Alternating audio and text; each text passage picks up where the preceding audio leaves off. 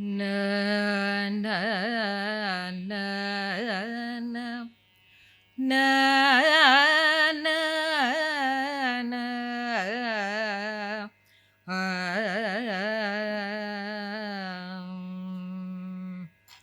ಶಂಕರ ಪೂಜಿತೆ ಶಾರದೆ ಶರ್ವ ಸಹೋದರಿ ಶಾರದೆ ಶಂಕರ ಪೂಜಿತೆ ಶಾರದೆ ಶರ್ವ ಸಹೋದರಿ ಶಾರದೆ ಶಂಕರ ಪೂಜಿತೆ ಶಾರದೆ ಶರ್ವ ಸಹೋದರಿ ಶಾರದೆ ಅಭೀಷ್ಟವರದೆ ಶಾರದೆ ಅದ್ಭುತ ಚರಿತೆ ಶಾರದೆ ಅಭೀಷ್ಟವರದೆ ಶಾರದೆ ಅದ್ಭುತ ಚರಿತೆ ಶಾರದೆ ಶೃಂಗಗಿರಿಸ್ತೆ ಶಾರದೆ ಶ್ರುತಿ ಪ್ರತಿಪಾದ್ಯೆ ಶಾರದೆ ಶೃಂಗಗಿರಿಸ್ತೆ ಶಾರದೆ ಶ್ರುತಿ ಪ್ರತಿಪಾದ್ಯೆ ಶಾರದೆ ಶಂಕರ ಪೂಜಿತೆ ಶಾರದೆ ಶರ್ವ ಸಹೋದರಿ ಶಾರದೆ ಶಂಕರ ಪೂಜಿತೆ ಶಾರದೆ ಮಂಗಳದಾಯಿನಿ ಶಾರದೆ ಸಂಗೀತ ಪ್ರಿಯೆ ಶಾರದೆ ಮಂಗಳದಾಯಿನಿ ಶಾರದೆ ಸಂಗೀತ ಪ್ರಿಯೆ ಶಾರದೆ ಕಾಮಿತವರದೆ ಶಾರದೆ ಕೋಮಲ ಚರಣೆ ಶಾರದೆ ಕಾಮಿತವರದೆ ಶಾರದೆ ಕೋಮಲ ಚರಣೆ ಶಾರದೆ ಕಾಮಿತವರದೆ ಶಾರದೆ ಕೋಮಲ ಚರಣೆ ಶಾರದೆ ಶಂಕರ ಪೂಜಿತೆ ಶಾರದೆ ಶರ್ವ ಸಹೋದರಿ ಶಾರದೆ ಶಂಕರ ಪೂಜಿತೆ ಶಾರದೆ ಶಂಕರ ಪೂಜಿತೆ ಶಾರದೆ ಶಂಕರ ಪೂಜಿತೆ Sharade Sharade Sharade. Welcome to everyone. ಇಲ್ಲಿ ಎಷ್ಟು ಜನಕ್ಕೆ ಆರೋಗ್ಯದ ಸಮಸ್ಯೆ ಇದೆ? ನಾನು ಹೇಳ್ತೀನಿ, ಆರೋಗ್ಯದ ಸಮಸ್ಯೆ ಯಾರಿಗೂ ಇಲ್ಲ. ಎಷ್ಟು ಜನ ಒಪ್ಕೊಂತೀರಾ ಇದನ್ನು? ಎಷ್ಟು ಜನ ಒಪ್ಕೊಂತೀರಾ ಆರೋಗ್ಯ ಸಮಸ್ಯೆ ಯಾರಿಗೂ ಇಲ್ಲ? ಯಾಕೆ ಒಪ್ಕೊಂತೀರಾ? ಎಲ್ಲರಿಗೂ ಇರೋದು ಸಮಸ್ಯೆ ಅನಾರೋಗ್ಯದ್ದು, ಆರೋಗ್ಯದ ಸಮಸ್ಯೆ ಯಾರಿಗೂ ಇಲ್ಲ.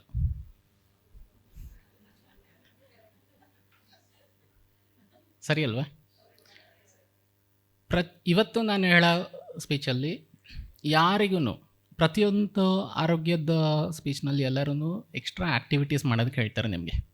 ನಿಮಗೆ ಭಾಳ ಆ್ಯಕ್ಟಿವಿಟೀಸ್ ಅಡಿಷ್ನಲಿ ಮಾಡೋದಕ್ಕೆ ಹೇಳ್ತಾರೆ. ಭಾಳ ಜನ ಮಾಡೋದಿಲ್ಲ ಅದನ್ನು. ಕರೆಕ್ಟ್ ಅಲ್ವಾ? ಇವತ್ತಿನ ಸ್ಪೀಚಲ್ಲಿ ನಾನು ನಿಮಗೆ ಯಾವುದೇ ಎಕ್ಸ್ಟ್ರಾ ಆ್ಯಕ್ಟಿವಿಟೀಸ್ ಮಾಡೋಕ್ಕೆ ಹೇಳಲ್ಲ. ನೀವೇನು ಡೈಲಿ ಮಾಡ್ತಾಯಿದ್ದೀರೋ ಆ ಆ್ಯಕ್ಟಿವಿಟೀಸ್ ಮಾತ್ರನೇ ನೀವು ಮಾಡೋದು. ಅದರಲ್ಲಿ ಒಂದು ಸ್ವಲ್ಪ ಅಲೈನ್ಮೆಂಟ್ ಹೇಳ್ತೀನಿ ಅಷ್ಟೇ.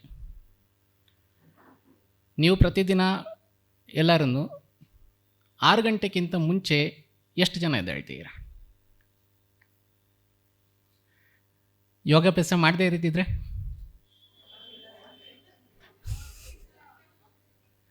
ಆವಾಗಲೂ ಅಷ್ಟೊತ್ತಿಗೆ ಎದ್ದೇಳ್ತೀರ? ಎದ್ದ ತಕ್ಷಣಕ್ಕೆ ಮೋಷನ್ ಪಾಸ್ ಮಾಡೋಕ್ಕೆ ಎಷ್ಟು ಜನ ಹೋಗ್ತೀರ? ಎದ್ದ ತಕ್ಷಣಕ್ಕೆ ಹೋಗ್ತೀರ. ಓಕೆ, ಮೋಷನ್ ಪಾಸ್ ಮಾಡೋದ್ರಲ್ಲಿ ಸ್ಟ್ರಗಲ್ ಮಾಡ್ತಾ ಇರೋದು ಎಷ್ಟು ಜನ ಇದ್ದೀರಾ? ಎಷ್ಟು ಜನಕ್ಕೆ ಕಾನ್ಸ್ಟಿಪೇಷನ್ ಆಗಿದೆ? ಒಬ್ರಿಗೇನಾ? ಇನ್ನು ಯಾರಿಗೂ ಕಾನ್ಸ್ಟಿಪೇಷನ್ ಇಲ್ವಾ?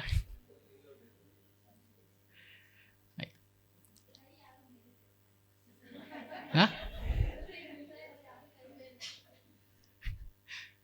ಸರಿ. ನಿಮ್ಮ ಪ್ರಕಾರ ಕಾನ್ಸ್ಟಿಪೇಷನ್ ಅಂದರೆ ಏನು?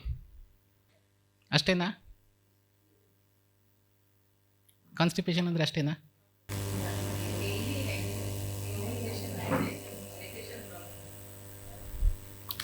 ಕಾನ್ಸ್ಟಿಪೇಷನಲ್ಲಿ ಎಷ್ಟು ವಿಧ ಇದೆ ಅದನ್ನು ಹೇಳ್ತೀನಿ. ನೀವು ಮೋಷನಿನ ಸಮಸ್ಯೆ ಇಲ್ಲ ಅಂದರೆ ಬೆಳಗ್ಗೆ ಎದ್ದ ತಕ್ಷಣಕ್ಕೆ ನೀವು ಮೋಷನ್ ಪಾಸ್ ಮಾಡೋಕ್ಕೆ ಹೋಗ್ತೀರಾ, ಆವಾಗ ನಿಮಗೆ ಕಾನ್ಸ್ಟಿಪೇಷನ್ ಇರೋದಿಲ್ಲ. ದಿನಕ್ಕೆ 2-3 ಸತಿ ನಾವು ಊಟ ಮಾಡ್ತೀವಿ, 2 ಸತಿನಾದರೂ ಮೋಷನ್ ಪಾಸ್ ಮಾಡಬೇಕು. 2 ಸತಿನೂ ಆಗಲಿಲ್ಲ ಅಂದರೆ ಕೊನೆ ಪಕ್ಷ 1 ಸತಿನಾದರೂ ಆಗಲೇಬೇಕು. 1 ಸತಿನೂ ಆಗಲಿಲ್ಲ ಅಂತ ಹೇಳಿದ್ರೆ ನಿಮ್ಮ ಬಾಡಿನಲ್ಲಿ ಟಾಕ್ಸಿನ್ ತುಂಬ ಜಾಸ್ತಿ ಇನ್ಕ್ರೀಸ್ ಆಗುತ್ತೆ, ತುಂಬ ಜಾಸ್ತಿ ಇರುತ್ತೆ. 1 ಸತಿನೂ ಆಗದೆ ಹೋದ್ರಿ 2 ದಿನಕ್ಕೆ 1 ಸತಿ ಆಗೋರಿದ್ದಾರೆ, 3 ದಿನಕ್ಕೆ 1 ಸತಿ ಆಗೋರಿದ್ದಾರೆ. ಏನಕ್ಕಾಗತ್ತೆ ಈ ಥರ? ನೀರು ಒಂದೇನಾ ಸಮಸ್ಯೆ? ಫೈಬರ್ 2 ಇದೆ. ಫೈಬರ್ ನೀರು 2 ಅಷ್ಟೇನಾ? ಸ್ಟ್ರೆಸ್ಸಿಗೆ ಅದಕ್ಕೆ ಸಂಬಂಧ ಇಲ್ಲ. ಭಾಳ ಜನಕ್ಕೆ ಯೋಗ ಮಾಡಿಂದು ಕೂಡ ಮಲಬದ್ಧತೆ ಆಗತ್ತೆ. ಎಷ್ಟು ಜನ ಒಪ್ಕೊಂತೀರ ಇದನ್ನು? ಯಾಕಾಗತ್ತೆ? ಹೀಟ್ ಒಂದೇನಾ? ಯೋಗ ಮಾಡೋರಿಗೆ ಹೀಟ್ ಆಗಬಾರ್ದಲ್ವ? ಯಾಕೆಂದರೆ ಮ್ಯಾನೇಜ್ ಮಾಡೋಕ್ಕೆ ಗೊತ್ತಿರುತ್ತೆ, ಫುಡ್ ಮೇಲ್ಗಡೆ ಹೋಗುತ್ತೆ. ಎಲ್ಲರಿಗೂ ಗೊತ್ತು ಇವತ್ತು ಪ್ರಾಬ್ಲಮ್ ಏನೇನಿದೆ ಅಂತ. ಗೊತ್ತಿಲ್ಲದೆ ಇರೋರು ಭಾಳ ಕಡಿಮೆ ಇದ್ದಾರೆ. ಇವತ್ತು ಸೋಷಿಯಲ್ ಮೀಡಿಯಾ ತುಂಬ ಬರೀ ಆರೋಗ್ಯದ ಬಗ್ಗೆನೇ ಭಾಳ ಇನ್ಫಾರ್ಮೇಷನ್ ಇದೆ, ಎಲ್ಲರೂ ನೋಡ್ತಾ ಇದ್ದಾರೆ, ಆದರೆ ಫಾಲೋ ಮಾಡ್ತಾ ಇಲ್ಲ ಅಷ್ಟೇ. ಎಷ್ಟು ಜನ ಒಪ್ಕೊತೀರ ಇದನ್ನು?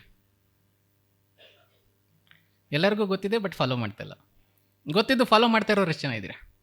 ಓಕೆ, ನಮ್ಮಲ್ಲಿ ಬೇಸಿಕ್ ಥಿಂಗ್ಸ್ 5 ವಿಷಯ ಇದೆ. ಈ 5 ವಿಷಯನ ನೀವು ಕರೆಕ್ಟಾಗಿ ಫಾಲೋ ಮಾಡಿದರೆ 100% ನಾನು ಹೇಳೋದಿಲ್ಲ, 80% ನಿಮಗೆ ಬರೋ ಎಲ್ಲ ಕಾಯಿಲೆಗಳನ್ನು ಕೂಡ ಇದಿಷ್ಟರಲ್ಲೇ ಸರಿ ಹೋಗುತ್ತೆ. 80% ಕಾಯಿಲೆಗಳು. 80% ಅಂತ ಹೇಳಿದ್ರೆ ಸಣ್ಣ ನಂಬರ್ ಅಲ್ಲ, ಇವತ್ತಿನ ಲೆಕ್ಕದಲ್ಲಿ ಭಾಳ ದೊಡ್ಡ ನಂಬರು. ಅದಕ್ಕೆ ನೀವು 5 ವಿಷಯನ ಕರೆಕ್ಟಾಗಿ ಅಲೈನ್ ಮಾಡ್ಕೊಬೇಕು. ಇದು ಹೊಸದೇನೂ ಅಲ್ಲ, ನೀವು ಡೈಲಿ ಮಾಡ್ತಾ ಇರೋದ್ರಲ್ಲಿ ಈ 5 ವಿಷಯನ ನೀವು ಕರೆಕ್ಟಾಗಿ ಅಲೈನ್ ಮಾಡ್ಕೊಬೇಕು. ಈ 5 ವಿಷಯನ ನೀವು ಅಲೈನ್ ಮಾಡ್ಕೊಂಬಿಟ್ರಿ ಅಂತ ಹೇಳಿದ್ರೆ ನಿಮ್ಮ ಪೂರ್ತಿ ಪ್ರಾಬ್ಲಮ್ಮು ಸಾಲ್ವ್ ಮಾಡ್ಕೊಳ್ಳೋದಕ್ಕೆ ನಿಮಗೆ ದಾರಿ ತುಂಬ ಈಸಿ ಆಗುತ್ತೆ. ಮೊದಲನೇದು, ಟೈಮಿಗೆ ಕರೆಕ್ಟಾಗಿ ನಿದ್ರೆ ಮಾಡಿ. ಟೈಮಿಗೆ ಕರೆಕ್ಟಾಗಿ ನಿದ್ರೆ ಮಾಡೋದಂದರೆ ಎಷ್ಟೊತ್ತಿಗೆ ಹೋಗ್ತೀರಾ? 10 ಗಂಟೆಗಾ? ಅರ್ಲಿಯೆಸ್ಟ್ ಅಂದರೆ ಎಷ್ಟೊತ್ತಿಗೆ ಹೋಗ್ತೀರಾ? 9:30 ಅರ್ಲಿಯೆಸ್ಟಾ? ಅದಕ್ಕಿಂತ ಬೇಗ ಮಲ್ಗೋರು ಯಾರಾದರೂ ಇದ್ದೀರಾ? ಪ್ರಕೃತಿ ಹೇಳುತ್ತೆ ನಿಮಗೆ ಸೂರ್ಯ ಮುಳುಗಿದ ತಕ್ಷಣ ಮಲ್ಗೋ ಟೈಮ್ ಅಂತ. ನೀವು ಸೀರಿಯಲ್ ನೋಡೋದ್ರದ್ದು ಬೆಲೆ ಎಷ್ಟು ಗೊತ್ತಾ? ನೀವು ಸೀರಿಯಲ್ ನೋಡೋದ್ರದ್ದು ಕಾಸ್ಟ್ ಎಷ್ಟು ಗೊತ್ತಾ? ಹಾಸ್ಪಿಟಲ್ನಲ್ಲಿ ICUಯಿಂದ ಹೊರಗಡೆ ಬಂದವ್ರನ್ನ ಕೇಳಿ ಹೇಳ್ತಾರೆ.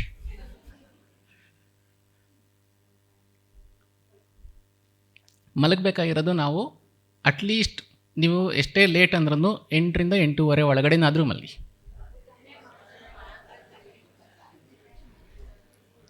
ಎದ್ದೇಳೋದು ಬೆಳಗ್ಗೆ ಎದ್ದೇಳಿ ಬೇಗ.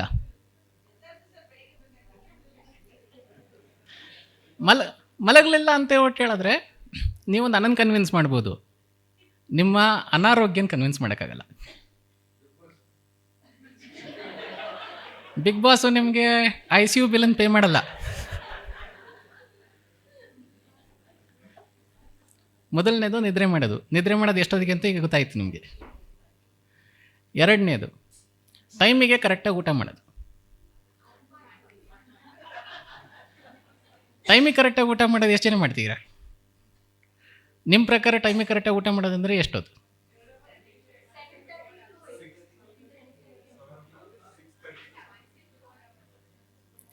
$7:30 to 8 ಡಿನ್ನರ್ಗೆ, ಬ್ರೇಕ್ಫಾಸ್ಟಿಗೆ.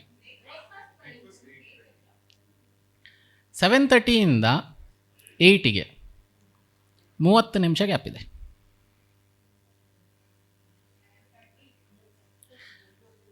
ನಿಮ್ಮ ಸ್ಟಮಕಲ್ಲಿ ಡೈಜೆಸ್ಟಿವ್ ಜ್ಯೂಸಸ್ ಏನಿದೆಯೋ, ಆ್ಯಸಿಡ್ ಪ್ರೊಡಕ್ಷನ್ ಏನಾಗ್ತಾ ಇದೆಯೋ ಅದು ಲಿಕ್ವಿಡ್.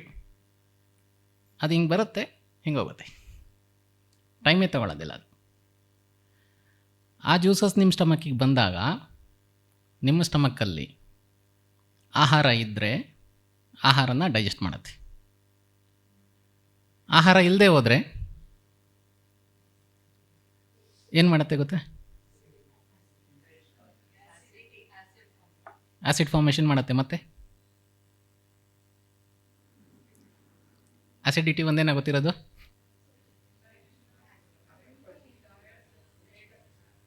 ನಿಮ್ಮ ಸ್ಟಮಕ್ ಒಳಗಡೆ ಒಂದು ಇನ್ನರ್ ಲೈನಿಂಗ್ ಇದೆ, ಅದನ್ನು ಫುಂಡಸ್ ಅಂತ ಕರೀತಾರೆ. ಈ ಫುಂಡಸ್ ಏನು ಅಂತ ಹೇಳಿದ್ರೆ ಇದೊಂದು ಕಫದ ಲೇಯರ್.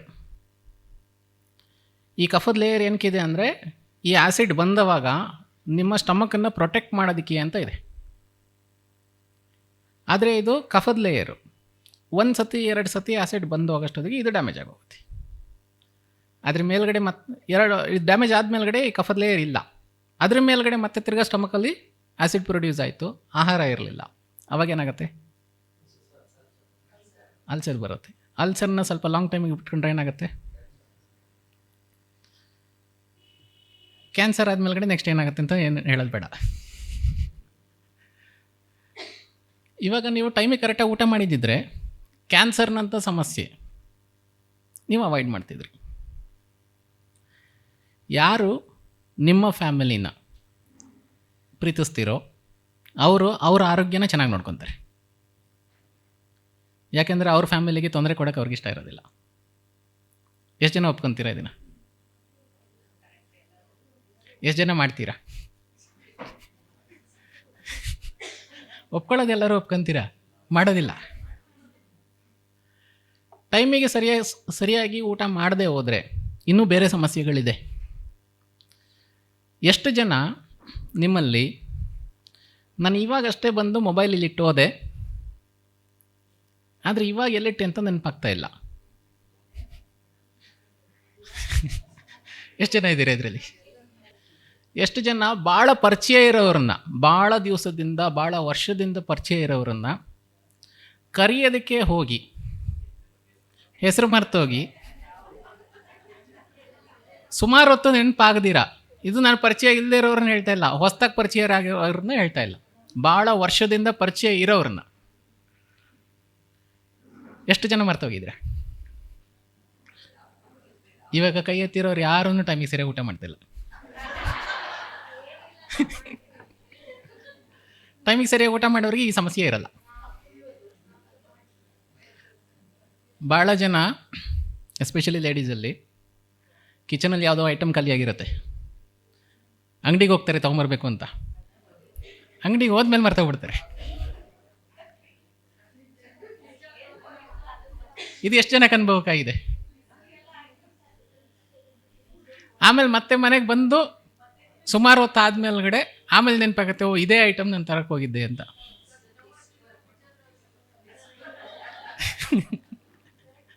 ನೀವು ಲಿಸ್ಟ್ ಬರ್ಕೊಂಡು ಹೋಗ್ತೀರಾ ಅಂತ ಕೇಳಿದ್ರೆ ಈ ಅನುಭವ ಸುಮಾರು ಸತಿ ಆದಮೇಲ್ಗಡೆ ಬರ್ಕೊಂಡು ಹೋಗೋದು. ಕರೆಕ್ಟ್ ಅಲ್ವಾ? ಟೈಮಿಗೆ ಸರಿಯಾಗಿ ಊಟ ಮಾಡದೆ ಹೋದರೆ ಇದು ಇನಿಷಿಯಲ್ ಸ್ಟೇಜಲ್ಲಿ ಬರೋ ಪ್ರಾಬ್ಲಮ್. ಇದಾದಮೇಲ್ಗಡೆ ಇನ್ನೂ ಮುಂದಕ್ಕೆ ಆಲ್ಝೈಮರ್ಸ್ ಕೇಳಿದ್ದೀರಾ? ಡೆಮೆನ್ಷಿಯಾ, ಇದೆಲ್ಲ ಪ್ರಾಬ್ಲಮ್ಗಳು ಶುರುವಾಗುತ್ತೆ.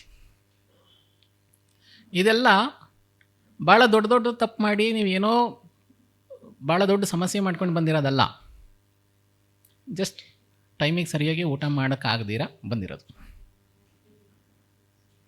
ಬರೀ ಟೈಮಿಗೆ ಸರಿಯಾಗಿ ಊಟ ಮಾಡ್ದಿರಾ ಎಷ್ಟೋ ಜನ ಭಾಳ ದೊಡ್ಡ ಬಿಸ್ನೆಸ್ನ ಹಾಳು ಮಾಡ್ಕೊಂಡಿದ್ದಾರೆ, ಕೋಟ್ಯಾಂತರ ರೂಪಾಯಿ ಬಿಸ್ನೆಸ್ನ ಹಾಳು ಮಾಡ್ಕೊಂಡಿದ್ದಾರೆ. ಯಾಕೆ ಅಂದರೆ ಟೈಮಿಗೆ ಸರಿಯಾಗಿ ನೆನಪಾಗಲ್ಲ.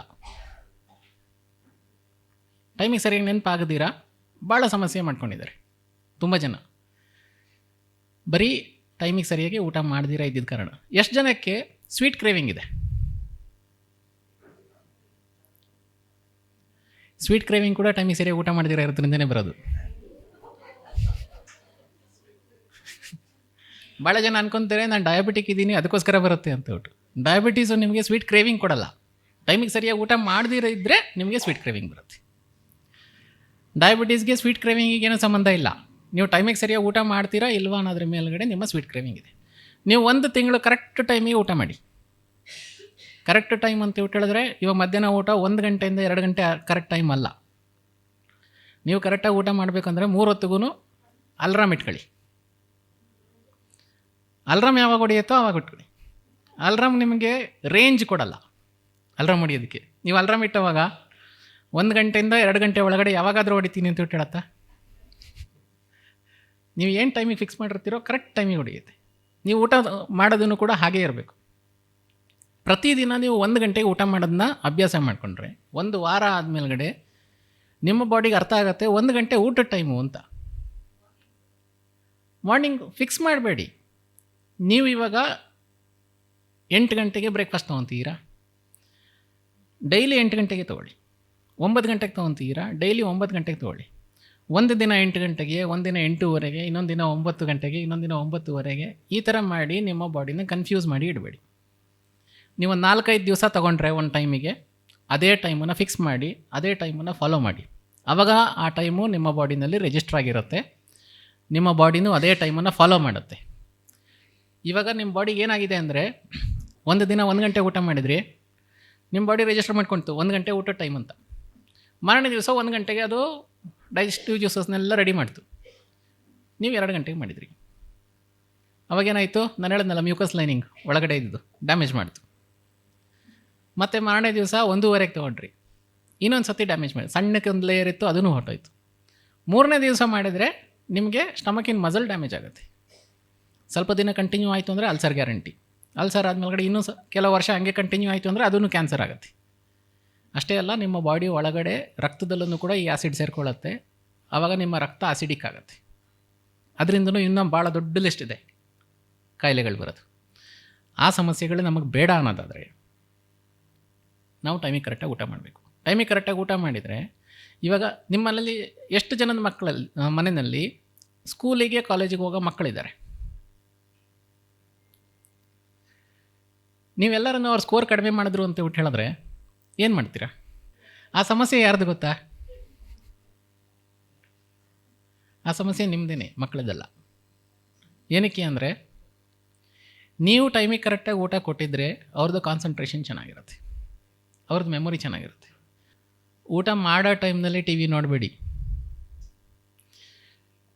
ಆಗಿನ ಕಾಲದಲ್ಲಿ ಊಟ ಮಾಡೋ ಟೈಮ್ನಲ್ಲಿ ಯಾರಾದರೂ ಬಂದು ಮಾತಾಡ್ಸಿದ್ರೆ ಕೈ ಹಿಂಗನವ್ರು, ನಾನು ಊಟ ಮಾಡೋದ ಮೇಲ್ಗಡೆ ಮಾತಾಡ್ತೀನಿ ಅಂತ ಹೇಳ್ಬಿಟ್ಟು. ಇವಾಗ ಊಟದ ಟೈಮ್ನಲ್ಲಿ ಹೇಗಿದೆ ಅಂತ ಹೇಳ್ಬಿಟ್ಟು ಹೇಳಿದ್ರೆ, ಟಿ ವಿ ಒಂದು ಕಡೆ ಆನ್ ಆಗಿರುತ್ತೆ, ಮೊಬೈಲಲ್ಲಿ ರೀಲು ನೋಡ್ತಾ ಇರ್ತಾರೆ, ಅದ್ರ ಮಧ್ಯದಲ್ಲಿ ಒಂದು ಕಾಲ್ ಕೂಡ ಬರುತ್ತೆ, ಅಲ್ಲಿ ಫೋನಲ್ಲಿ ಮಾತಾಡಿಕೊಂಡು ಅರ್ಧದಲ್ಲಿ ಬಿಟ್ಟೂ ಹೋಗ್ತಾರೆ ಮಧ್ಯದಲ್ಲಿ. ಇಷ್ಟೂ ಆಗುತ್ತೆ. ನೀವು ಊಟ ಮಾಡೋ ಟೈಮ್ನಲ್ಲಿ ನಿಮ್ಮ ಪೂರ್ತಿ ಗಮನ ನಿಮ್ಮ ಊಟದ ಮೇಲೇ ಇರಬೇಕು. ಊಟ ಬಿಟ್ಟು ಹೊರಗೆ ಹೋಗಬಾರ್ದು. ಮಕ್ಕಳಿಗೆ ಮುಂಚೆ ಏನು ಮಾಡ್ತಾಯಿದ್ರು ಅಂದರೆ ಪ್ರಾಕ್ಟೀಸು, ಊಟ ಸರ್ವ್ ಮಾಡೋದ ಮೇಲ್ಗಡೆ ಆ ಊಟಕ್ಕೆ ಏನೇನು ಇಂಗ್ರೀಡಿಯೆಂಟ್ಸ್ ಹಾಕಿದ್ದೀರಾ ಅನ್ನೋದನ್ನ ಮಕ್ಕಳಿಂದ ಕೇಳಿ ತಿಳ್ಕೊಳ್ಳೋದಕ್ಕೆ ಹೇಳ್ತಾಯಿದ್ರು. ಏನಕ್ಕೆ ಅಂದರೆ ಅವಾಗ ಅವರು ಗಮನ ಇಟ್ಟು ಊಟ ಮಾಡ್ತಾರೆ. ಗಮನ ಇಟ್ಟು ಊಟ ಮಾಡಿದರೆ ನಿಮ್ಮ ಎಲ್ಲ ಡೈಜೆಸ್ಟಿವ್ ಜ್ಯೂಸಸ್ಸು ನಿಮ್ಮ ಬಾಡಿನಲ್ಲಿ ಪ್ರೊಡ್ಯೂಸ್ ಆಗುತ್ತೆ. ಆ ಆಹಾರಕ್ಕೆ ತಕ್ಕಂಗೆ ಎಲ್ಲ ಡೈಜೆಸ್ಟಿವ್ ಜ್ಯೂಸಸ್ಸು ಅದಕ್ಕೆ ಪ್ರೊಡ್ಯೂಸ್ ಮಾಡುತ್ತೆ. ಆವಾಗ ನಿಮಗೆ ಜೀರ್ಣದ ಸಮಸ್ಯೆ ಇರಲ್ಲ. ಜೀರ್ಣದ ಸಮಸ್ಯೆ ಇಲ್ಲ ಅಂದರೆ ಟಾಕ್ಸಿನ್ ಇರೋದಿಲ್ಲ, ಯಾಕೆಂದರೆ ಕಾನ್ಸ್ಟಿಪೇಷನ್ ಆಗಲ್ಲ. ಕಾನ್ಸ್ಟಿಪೇಷನ್ ಆಗಲಿಲ್ಲ ಅಂತ ಬಿಟ್ಟು ಹೇಳಿದ್ರೆ ನಿಮ್ಮ ಮೈಂಡ್ ಫ್ರೀ ಆಗಿರುತ್ತೆ. ನಿಮ್ಮ ಮೈಂಡ್ ಫ್ರೀ ಆಗಿದ್ದರೆ ನಿಮ್ಮ ಡಿಸ್ಟರ್ಬೆನ್ಸ್ ಕಡಿಮೆ ಇರುತ್ತೆ. ಡಿಸ್ಟರ್ಬೆನ್ಸ್ ಕಡಿಮೆ ಇದ್ದರೆ ನಿಮ್ಮ ಫ್ಯಾಮಿಲಿನಲ್ಲೂ ಡಿಸ್ಟರ್ಬೆನ್ಸ್ ಕಡಿಮೆ ಇರುತ್ತೆ. ಇದಿಷ್ಟು ಬರೀ ನೀವು ಟೈಮಿಗೆ ಸರಿಯಾಗಿ ಊಟ ಮಾಡೋದ್ರಿಂದ ಆಗ್ತಾಯಿದೆ. ಇನ್ನೊಂದು ನೆಕ್ಸ್ಟ್ ನಿದ್ರೆದು. ಎಷ್ಟು ಜನ IT ಕಂಪ್ನಿನಲ್ಲಿದ್ದೀರಾ? ಇಲ್ಲಿ IT ಬ್ಯಾಕ್ಗ್ರೌಂಡಲ್ಲಿದ್ದೀರಾ? ಒಬ್ಬರೇನಾ? ಎಷ್ಟು ಜನ ನೈಟ್ ಶಿಫ್ಟ್ ಕೆಲಸ ಮಾಡ್ತೀರಾ ಬೇರೆ ಕಂಪ್ನಿನಲ್ಲಿ? ಯಾರೂ ಇಲ್ಲ. ಎಷ್ಟು ಜನ ಇದೆಲ್ಲ ಸಮಸ್ಯೆ ಇಲ್ಲದೆ ಇದ್ರೂ ಕೂಡ ಲೇಟಾಗಿ ಮಲಗ್ತಾ ಇದ್ದೀರಾ? 11 ಗಂಟೆಗೆ ಮಲಗಿದ್ರೆ ನಿಮಗೆ ನಿದ್ರೆ ಬರೋದೇ 3 ಗಂಟೆಗೆ. 11 ಗಂಟೆ ಒಳಗಡೆ ಮಲಗಿದ್ರೆ ಮಾತ್ರ ನಿಮಗೆ ಸೌಂಡ್ ಸ್ಲೀಪ್ ಇರುತ್ತೆ. 11 ಗಂಟೆ ಮೇಲ್ಗಡೆ ಎಚ್ಚರ ಆಗಿದ್ದರೆ ಭಾಳ ಕಡಿಮೆ ಜನಕ್ಕೆ ಚೆನ್ನಾಗಿ ನಿದ್ರೆ ಬರೋದು. ಹೆಚ್ಚಿನ ಜನಕ್ಕೆ 3 ಗಂಟೆಗೆ ನಿದ್ರೆ ಬರೋದು. ಎಷ್ಟು ಜನಕ್ಕೆ ಅನುಭವಕ್ಕೆ ಬಂದಿದೆ ಇದು?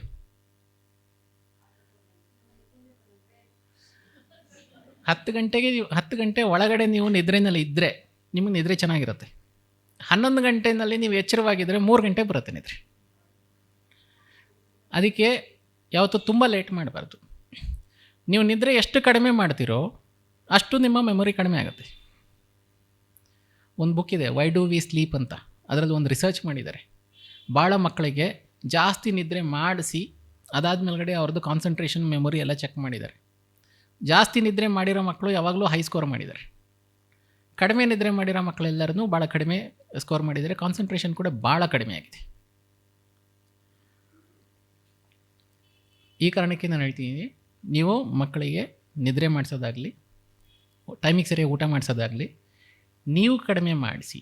ನೀವು ಟೈಮಿಗೆ ಕರೆಕ್ಟಾಗಿ ಊಟ ಮಾಡಿಸ್ತೀರಾ, ನೀವು ಟೈಮಿಗೆ ಕರೆಕ್ಟಾಗಿ ನಿದ್ರೆ ಮಾಡಿಸ್ತೀರಾ, ಅವ್ರ ಸ್ಕೋರ್ ಕಡಿಮೆ ಮಾರ್ಕ್ಸ್ ಕಡಿಮೆ ಬಂದವಾಗ ಆ ತಪ್ಪು ನಿಮ್ಮದು, ಮಕ್ಕಳದಲ್ಲ.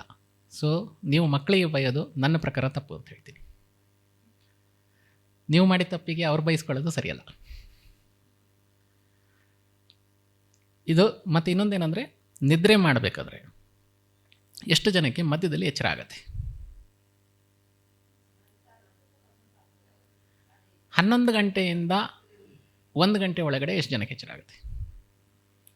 1 ಗಂಟೆಯಿಂದ 3 ಗಂಟೆ ಒಳಗಡೆ ಇಷ್ಟು ಜನಕ್ಕೆ ಕೋಪ ಜಾಸ್ತಿ ಬರುತ್ತೆ.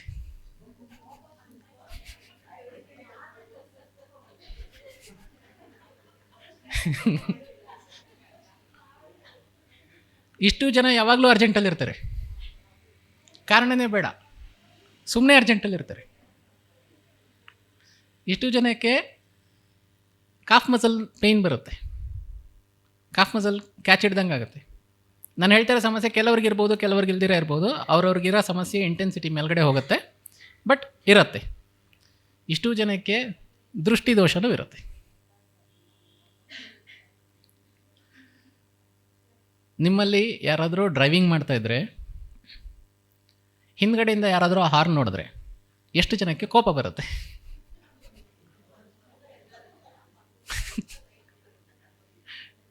ಟೈಮಿಗೆ ಸರಿಯಾಗಿ ನಿದ್ರೆ ಮಾಡದಿರೋದ್ರದ್ದು ಎಫೆಕ್ಟ್.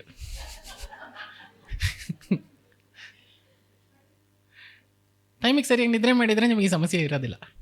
ನಿಮಗೆ ಎಷ್ಟು ಜನಕ್ಕೆ ತಾಳ್ಮೆ ಭಾಳ ಕಡಿಮೆ ಇದೆ?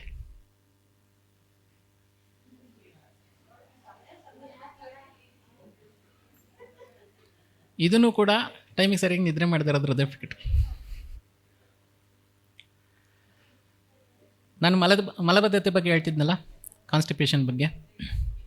ಕಾನ್ಸ್ಟಿಪೇಷನ್ ಅಂದರೆ ಏನು ಅಂತ ನಾನು ಇವಾಗ ಹೇಳ್ತೀನಿ. ಪ್ರತಿದಿನ ನೀವು ಬೆಳಗ್ಗೆ ಪಾಸ್ ಮಾಡಲಿಲ್ಲ ಅಂದರೆ ಕಾನ್ಸ್ಟಿಪೇಷನ್ ಆಗಿದೆ. ಬೆಳಗ್ಗೆ ಕರೆಕ್ಟಾಗಿ 6 ಗಂಟೆಗೆ ಯಾರು ಪಾಸ್ ಮಾಡ್ತಾರೋ ಅವ್ರಿಗೆ ಕಾನ್ಸ್ಟಿಪೇಷನ್ ಹೆಚ್ಚಿನವ್ರಿಗೆ ಇರೋದಿಲ್ಲ. ಕರೆಕ್ಟಾಗಿ 6 ಗಂಟೆಗೆ ಪಾಸ್ ಮಾಡೋರಿಗೆ. 6 ಗಂಟೆಗೆ ಇಲ್ಲದೆ ಇದ್ರೂ 5 ಗಂಟೆಯಿಂದ 7 ಗಂಟೆ ಒಳಗಡೆ ಮಾಡೋರಿಗೆ ಸುಮಾರಕ್ಕೆ ಪರವಾಗಿಲ್ಲ. 7 ಗಂಟೆ ಮೇಲ್ಗಡೆ ಮಾಡೋರಿಗೆ ಎಲ್ಲರಿಗೂ ಕಾನ್ಸ್ಟಿಪೇಷನ್ ಇರುತ್ತೆ. ನೀವು ಡೈಲಿ ಪಾಸ್ ಮಾಡಿದ್ರೂ ಕೂಡ 7 ಗಂಟೆ ಮೇಲ್ಗಡೆ ಪಾಸ್ ಮಾಡೋರಿಗೆ ಕಾನ್ಸ್ಟಿಪೇಷನ್ ಇರುತ್ತೆ. ಒಂದು, ಮೋಷನ್ ಪಾಸ್ ಮಾಡೋದಕ್ಕೆ ಹೋದವಾಗ ಜಾಸ್ತಿ ಟೈಮ್ ತಗೊಂಡ್ರೆ ಕಾನ್ಸ್ಟಿಪೇಷನ್ ಇರುತ್ತೆ. ಮೋಷನ್ ಪಾಸ್ ಮಾಡಬೇಕಾದ್ರೆ ನೀವು ತುಂಬ ಸ್ಟ್ರಗಲ್ ಮಾಡ್ತಾಯಿದ್ರೆ, ತುಂಬ ಕಷ್ಟಪಟ್ಟು ಮಾಡ್ತಾಯಿದ್ರೆ ಕಾನ್ಸ್ಟಿಪೇಷನ್ ಇರುತ್ತೆ. ಯಾವಾಗಲೂ ಗ್ಯಾಸ್ ಹೋಗ್ತಾಯಿದ್ರೆ, ಮೇಲಿಂದ ಅಲ್ಲ ಕೆಳಗಡೆಯಿಂದ ಹೇಳ್ತೀನಿ ನಾನು, ಆವಾಗಲೂ ನೀವು ಕಾನ್ಸ್ಟಿಪೇಟೆಡ್ ಇದ್ದೀರಾ.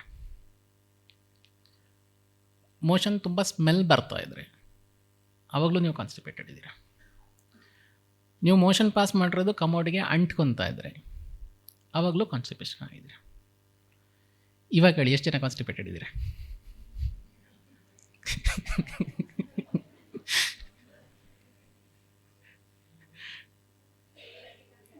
ಇದೆಲ್ಲದನ್ನು ಅನಲೈಸ್ ಮಾಡಿ ಹೇಳಬೇಕು ನೀವು, ಕಾನ್ಸ್ಟಿಪೇಟೆಡ್ ಇದ್ದೀರಾ ಇಲ್ವಾ ಅಂತ. ಬರೀ ಒಂದೇ ಪ್ಯಾರಾಮೀಟ್ರ್ ಅಲ್ಲ, ಡೈಲಿ ಪಾಸ್ ಮಾಡ್ತಿದ್ದೀನಾ ಇಲ್ವಾ ಅನ್ನೋದ್ರದ್ದು ಮೇಲ್ಗಡೆ ನಿಂತಿಲ್ಲ ಕಾನ್ಸ್ಟಿಪೇಷನ್ ಅನ್ನೋದು. ನಾನು ಇವಾಗ ಹೇಳೋದನ್ನೆಲ್ಲ ಇದಿಷ್ಟೂ ಸೇರಿಸಿ ಹೇಳಿ, ನೀವು ಕಾನ್ಸ್ಟಿಪೇಟೆಡ್ ಇದ್ದೀರಾ ಇಲ್ವಾ? ಓಕೆ. ಮತ್ತು ಕಾನ್ಸ್ಟಿಪೇಷನ್ಗೆ ಮೇಜರ್ ರೀಸನ್ನು ಇವತ್ತಿನ ಲೆಕ್ಕದಲ್ಲಿ ಮೈದಾ ಫುಡ್. ಎಷ್ಟು ಜನ ಮೈದಾ ಫುಡ್ ಅವಾಯ್ಡ್ ಮಾಡಿದ್ದೀರಾ? ಓಕೆ, ಒಂದು 50% ಜನ ಇದ್ದೀರಾ. ಮೈದಾ ಫುಡ್ ತೊಗೊಂಡ್ರೆ ಏನಾಗುತ್ತೆ ಗೊತ್ತಾ? ಮೈದಾ ಫುಡ್ ಎಲ್ಲ ಕೆಟ್ಟದ್ದು ಅಂತ ಎಲ್ಲರಿಗೂ ಗೊತ್ತು. ಯಾಕೆ, ಹೆಂಗೆ, ಎಷ್ಟು ಜನ ಗೊತ್ತಿದೆ?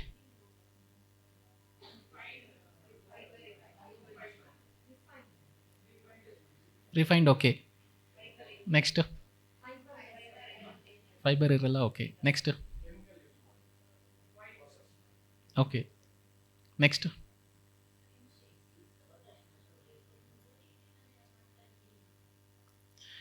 ಭಾಳ ಜನ ಹೇಳ್ತಾರೆ ನಾನು ಮೈದಾದಿಂದ ಮಾಡಿರೋ ಬ್ರೆಡ್ಡನ್ನು ತಿನ್ನೋದಿಲ್ಲ,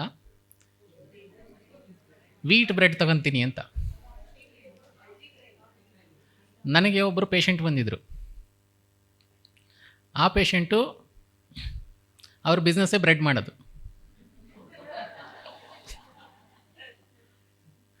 ನಾನು ಅವ್ರನ್ನ ಕೇಳಿದೆ, ನೀವು ವೀಟ್ ಬ್ರೆಡ್ ಮಾಡ್ತೀರಾ ಅಂತ. ಹೌದು ಮಾಡ್ತೀವಿ ಅಂದರು.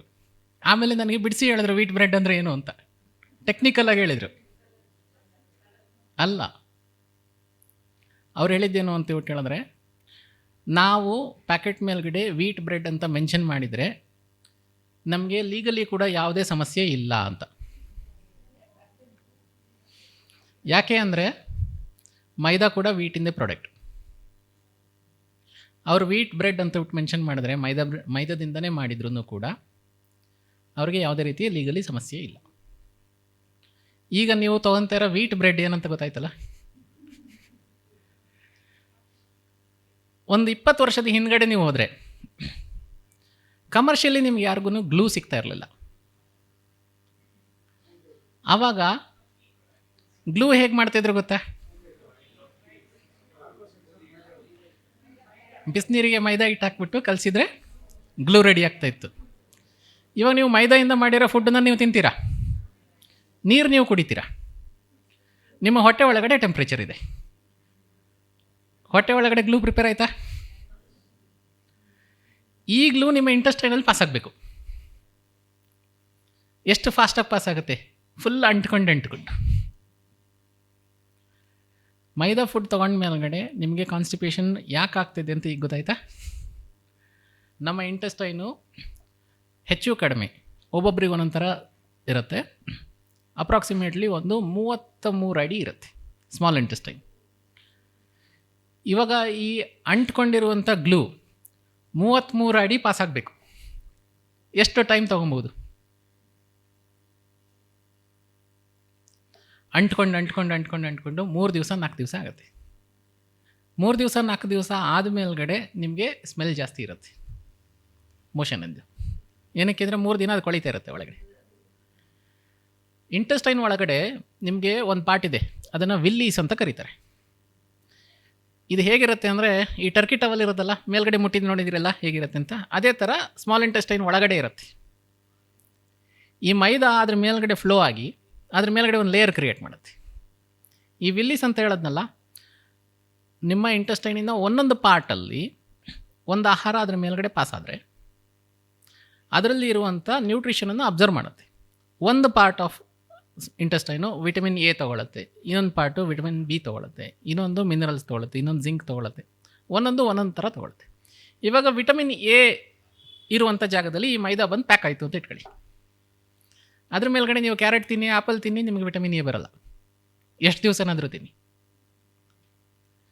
ಭಾಳ ಜನ ಹೇಳ್ತಾರೆ ನಾನು ಮಲ್ಟಿವಿಟಮಿನ್ ತೊಗೊತಾ ಇದ್ದೀನಿ, ಎಲ್ಲ ಫ್ರೂಟ್ಸ್ ತೊಗೊತಾ ಇದ್ದೀನಿ, ಎಲ್ಲ ವೆಜಿಟೇಬಲ್ಸ್ ತೊಗೊತಾ ಇದ್ದೀನಿ, ಜೊತೆಲಿ ಬಿಸ್ಕೆಟು ತಿಂತೀನಿ.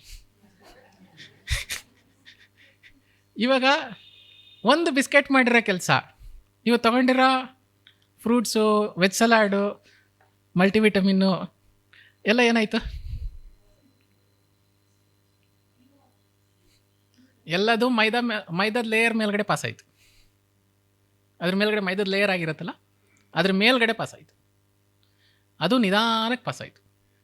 ಅಲ್ಲಿ ಫಾಸ್ಟಾಗಿ ಹೋಗೋಕ್ಕಾಗೋದಿಲ್ಲ, ಅಂಟ್ಕೊಳ್ಳುತ್ತಲ್ಲ, ನಿಧಾನಕ್ಕೆ ಪಾಸ್ ಆಯಿತು. ನಿಧಾನಕ್ಕೆ ಪಾಸ್ ಆಗಿ ಅದು ಎಕ್ಸಿಟ್ ಆಗೋಷ್ಟೊತ್ತಿಗೆ 3 ದಿನ, 33 ಅಡಿ ಅಂಟ್ಕೊಂಡು ಅದು ಪಾಸ್ ಆಗಬೇಕಲ್ಲ. ಸೊ ಅದು 3 ದಿನ ತಗೊಳುತ್ತೆ. ಅದಕ್ಕೆ ನಿಮಗೆ 2 ದಿನ ಮೋಷನ್ ಪಾಸ್ ಆಗೋಲ್ಲ, 3ನೇ ದಿನ ಆಗುತ್ತೆ, ವಿತ್ ಗ್ರೇಟ್ ಸ್ಟ್ರಗಲ್ ಆಗುತ್ತೆ. ನಿಮಗೆ ಅದು ಹೊರಗಡೆ ಬರೋದಕ್ಕೆ ಅಷ್ಟೊಂದು ಕಷ್ಟ ಆದರೆ ಒಳಗಡೆ ಅದು ಟ್ರಾವೆಲ್ ಮಾಡೋಕ್ಕೆ ಎಷ್ಟು ಕಷ್ಟಪಟ್ಟಿರುತ್ತೆ ನೋಡಿ. ಇದು ಮೋಷನಿಂದ ಆಯಿತು. ನಿದ್ರೆದು ಆಯ್ತು. ಈಗ ನೆಕ್ಸ್ಟು ಊಟ ಮಾಡೋ ಟೈಮಿಂದು ಆಯಿತು. ನೆಕ್ಸ್ಟು ನೀರು ಕುಡಿಯೋದು. ನೀರಿಗೆ ಮೆಮೊರಿ ಇದೆ ಅನ್ನೋದು ಎಷ್ಟು ಜನಕ್ಕೆ ಗೊತ್ತಿದೆ ಇಲ್ಲಿ?